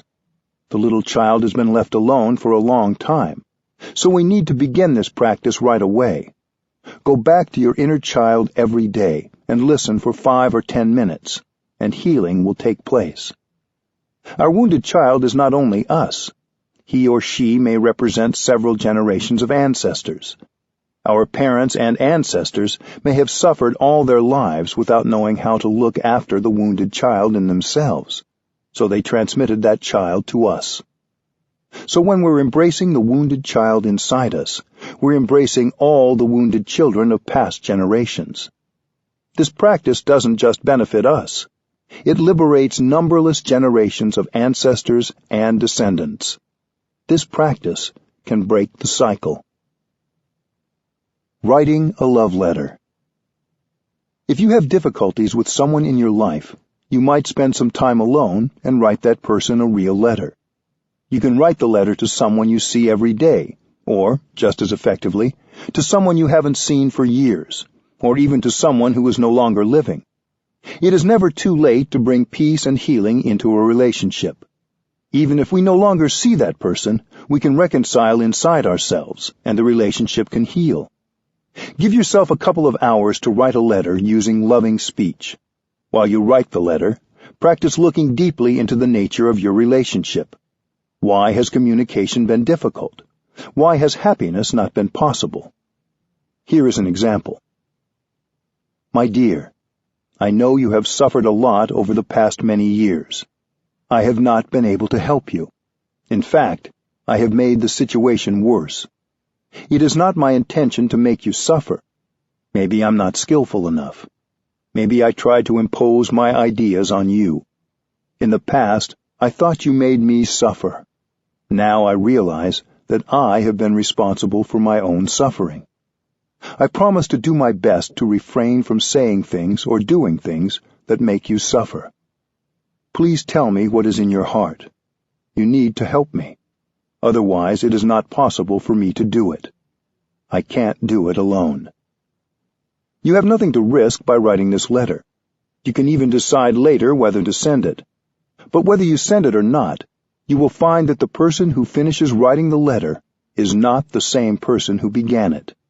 Peace, understanding, and compassion have transformed you.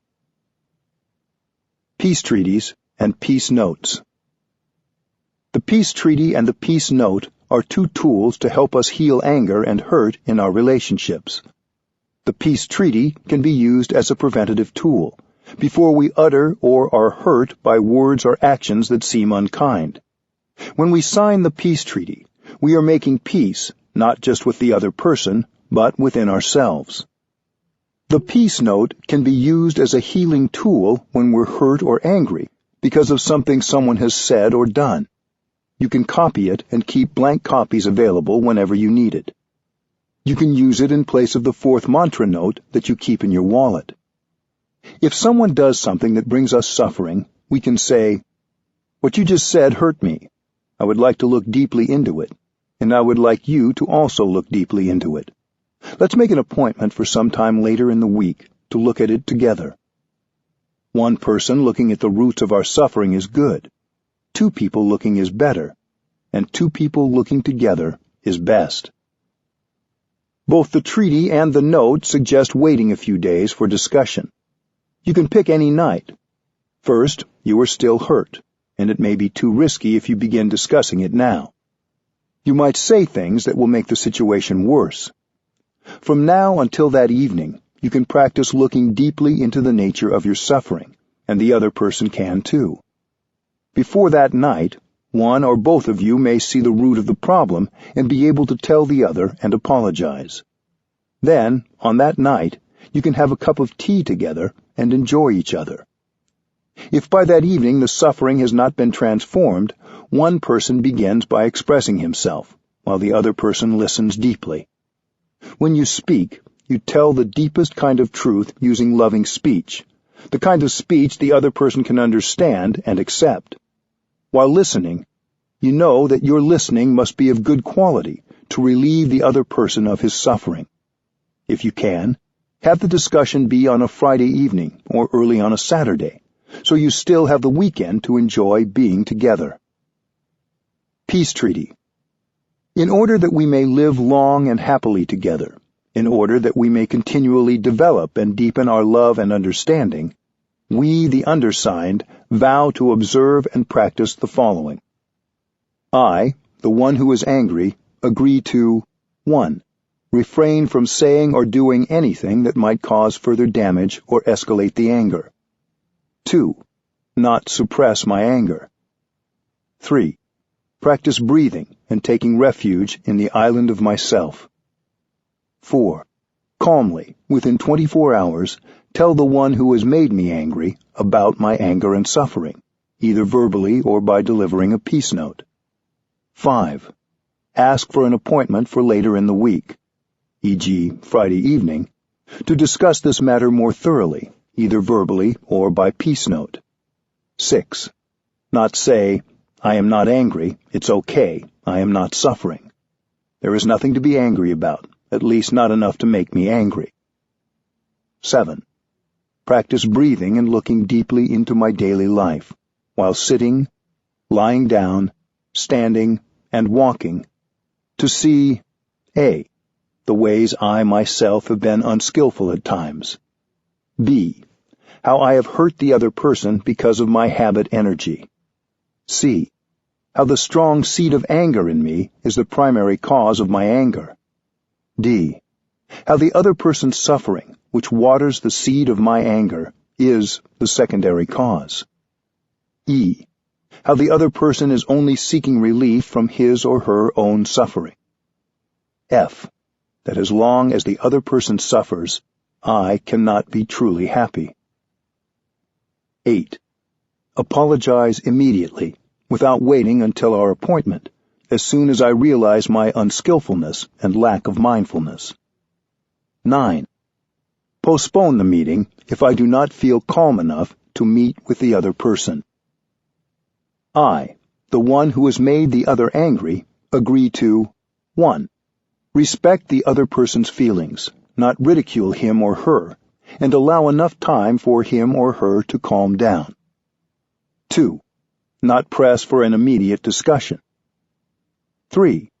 Confirm the other person's request for a meeting, either verbally or by note, and assure him or her that I will be there. 4. Practice breathing and taking refuge in the island of myself to see how A. I have seeds of unkindness and anger, as well as habit energy to make the other person unhappy. B. I have mistakenly thought that making the other person suffer would relieve my own suffering. C. By making him or her suffer, I make myself suffer. 5. Apologize as soon as I realize my unskillfulness and lack of mindfulness, without making any attempt to justify myself, and without waiting until the meeting. We vow to abide by these articles and to practice wholeheartedly. Beginning anew. When a difficulty arises in our relationships, and one of us feels resentment or hurt, a good practice to try is called beginning anew. To begin anew is to look deeply and honestly at ourselves, our past actions, speech, and thoughts, and to create a fresh beginning within ourselves and in our relationships with others. Beginning anew helps us develop our kind speech and compassionate listening, because it is a practice of recognition and appreciation of the positive elements of another person. Recognizing others' positive traits allows us to also see our own good qualities. Along with these good traits, we each have areas of weakness, such as talking out of our anger, or being caught in our misperceptions. As in a garden, when we water the flowers of loving kindness and compassion in each other, we also take energy away from the weeds of anger, jealousy, and misperception. We can practice beginning anew every day by expressing our appreciation to the people we care about, and apologizing right away when we do or say something that hurts them. We can also politely let others know when we have been hurt. A more formal beginning anew can be done weekly in families and in work situations. It is a 3-part process: watering flowers, expressing regrets, and expressing hurts and difficulties. This practice can prevent feelings of hurt from building up over weeks and helps make the situation safe for everyone in the workplace or family. Flower watering is the first part of the practice. Flower watering is simply showing appreciation for the others in your family or work community. People do it one at a time, waiting until they feel moved to speak. The others let them speak without response. It is helpful for people to hold a vase of flowers or some object in front of them as they speak, so that their words reflect the freshness and beauty of the flowers. During flower watering, the speaker acknowledges the wholesome, wonderful qualities of the others. It is not flattery. We need to speak the truth. Everyone has strong points that can be seen with awareness. No one can interrupt the person holding the flowers. Each person is allowed as much time as needed, and everyone else practices deep listening. When one person has finished speaking, he or she stands up and slowly returns the vase to the center of the room. We should not underestimate the first step of flower watering. When we sincerely recognize the beautiful qualities of other people, it is very difficult to hold on to our feelings of anger and resentment. We naturally soften, and our perspective becomes wider and more inclusive of the whole reality. In the second part of the practice, participants express regret for anything they have done to hurt others. It does not take more than one thoughtless phrase to hurt someone. Sometimes we hold on to some small resentment or regret, and it grows because we don't have the time to make it right. The practice of beginning anew is an opportunity for us to recall some regret from earlier in the week and undo it. In the third part of the ceremony, we express ways in which others have hurt us. Loving speech is crucial. We want to heal our families and work communities, not harm them. We speak frankly, but we don't want to be destructive. When we sit among people who are all practicing deep listening, our speech becomes more beautiful and more constructive. We never blame or argue. In this final part of the practice, compassionate listening is crucial. We listen to another's hurts and difficulties with the willingness to relieve the suffering of the other person, not to judge or argue. We listen with all our attention. Even if we hear something that is not true, we continue to listen deeply so the other person can express his or her pain and release the tensions within. If we reply or correct that person, the practice will not bear fruit. We just listen. If we need to tell others that their perception was not correct, we can do that a few days later, privately and calmly. Then, at the next beginning anew practice, they may rectify the error themselves, and we will not have to say anything. We can end the practice with a moment of silence. Just practicing the first part of beginning anew, flower watering, can increase the happiness and communication in your family or your workplace. You don't need to do all three parts each time, especially when the practice is new to you. It will work to spend most of your time on flower watering. Then slowly over time, as trust is built, you can add the second and third parts. Even then, don't skip over the first. Expressing appreciation is one of the greatest ways of building strong and caring relationships. The cake in the refrigerator. One tool we can use to improve our communication is a cake. It doesn't matter if you're not a baker, don't have a cake, or are gluten-free. This is a very special cake that is not made of flour and sugar like a sponge cake. We can keep eating it, and it is never finished. It is called the cake in the refrigerator. This practice was developed to help children deal with their parents arguing, but it can also be used by adults in a relationship. When the atmosphere becomes heavy and unpleasant, and it seems that one person is losing his or her temper, you can use the practice of the cake to restore harmony. First of all, breathe in and out 3 times to give yourself courage. Then turn to the person or people who seem upset and let them know you just remembered something. When they ask you what, you can say, "I remember that we have a cake in the refrigerator." Saying, "There is a cake in the refrigerator," really means, "Please, let's not make each other suffer anymore." Hearing these words, the person will understand. Hopefully he or she will look at you and say, "That's right, I'll go and get the cake." This is a non-judgmental way out of a dangerous situation. The person who is upset now has an opportunity to withdraw from the fight without causing more tension. The person goes into the kitchen, opens the refrigerator to take out the cake, and boils water to make the tea, all the while following their breathing. If there is no real cake in the refrigerator, something else can be substituted, a piece of fruit or toast, or whatever you find. Preparing the snack and tea, that person may even remember to smile as a way to feel lighter in body and spirit. While sitting alone in the living room, the other person can begin to practice breathing in mindfulness. Gradually, hot tempers will calm down.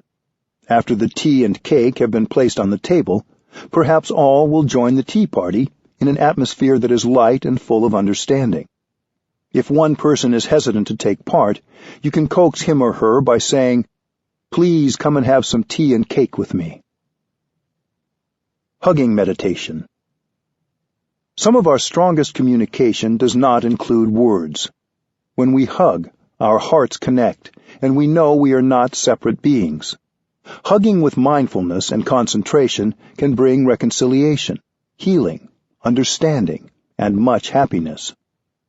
You may practice hugging meditation with a friend, your daughter, your father, your partner, or even with a tree. To practice, first bow and recognize the presence of the other. Close your eyes, take a deep breath, and visualize yourself and your beloved 300 years from now. Then you can enjoy 3 deep conscious breaths to bring yourself fully there. You can say to yourself, breathing in, I know that life is precious in this moment. Breathing out, I cherish this moment of life. Smile at the person in front of you, expressing your desire to hold her in your arms.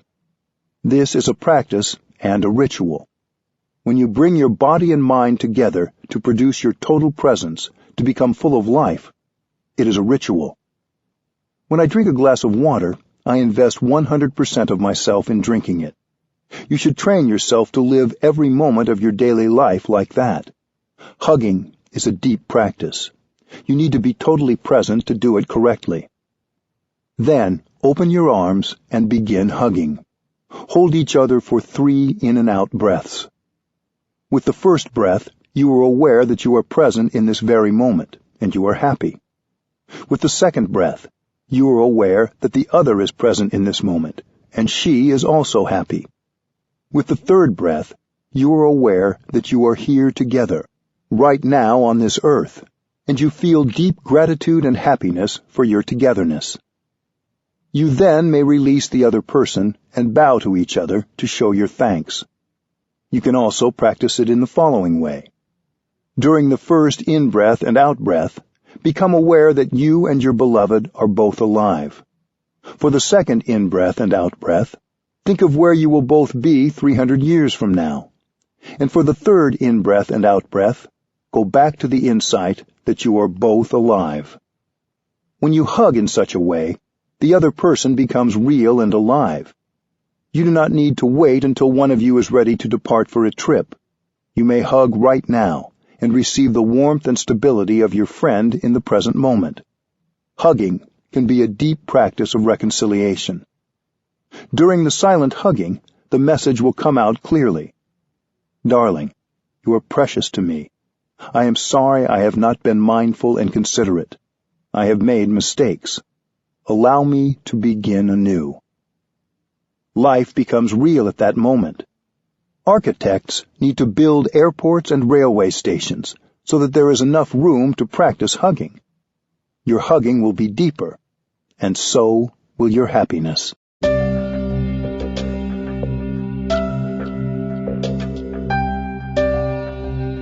This is Dan Warren. We hope you have enjoyed this unabridged production of The Art of Communicating by Thich Nhat Hanh. This program was produced by Dion Audio. Executive producer Karen Jakonski. Text copyright 2013 by Unified Buddhist Church. Production copyright 2013 by HarperCollins Publishers. All rights reserved. Thank you for listening.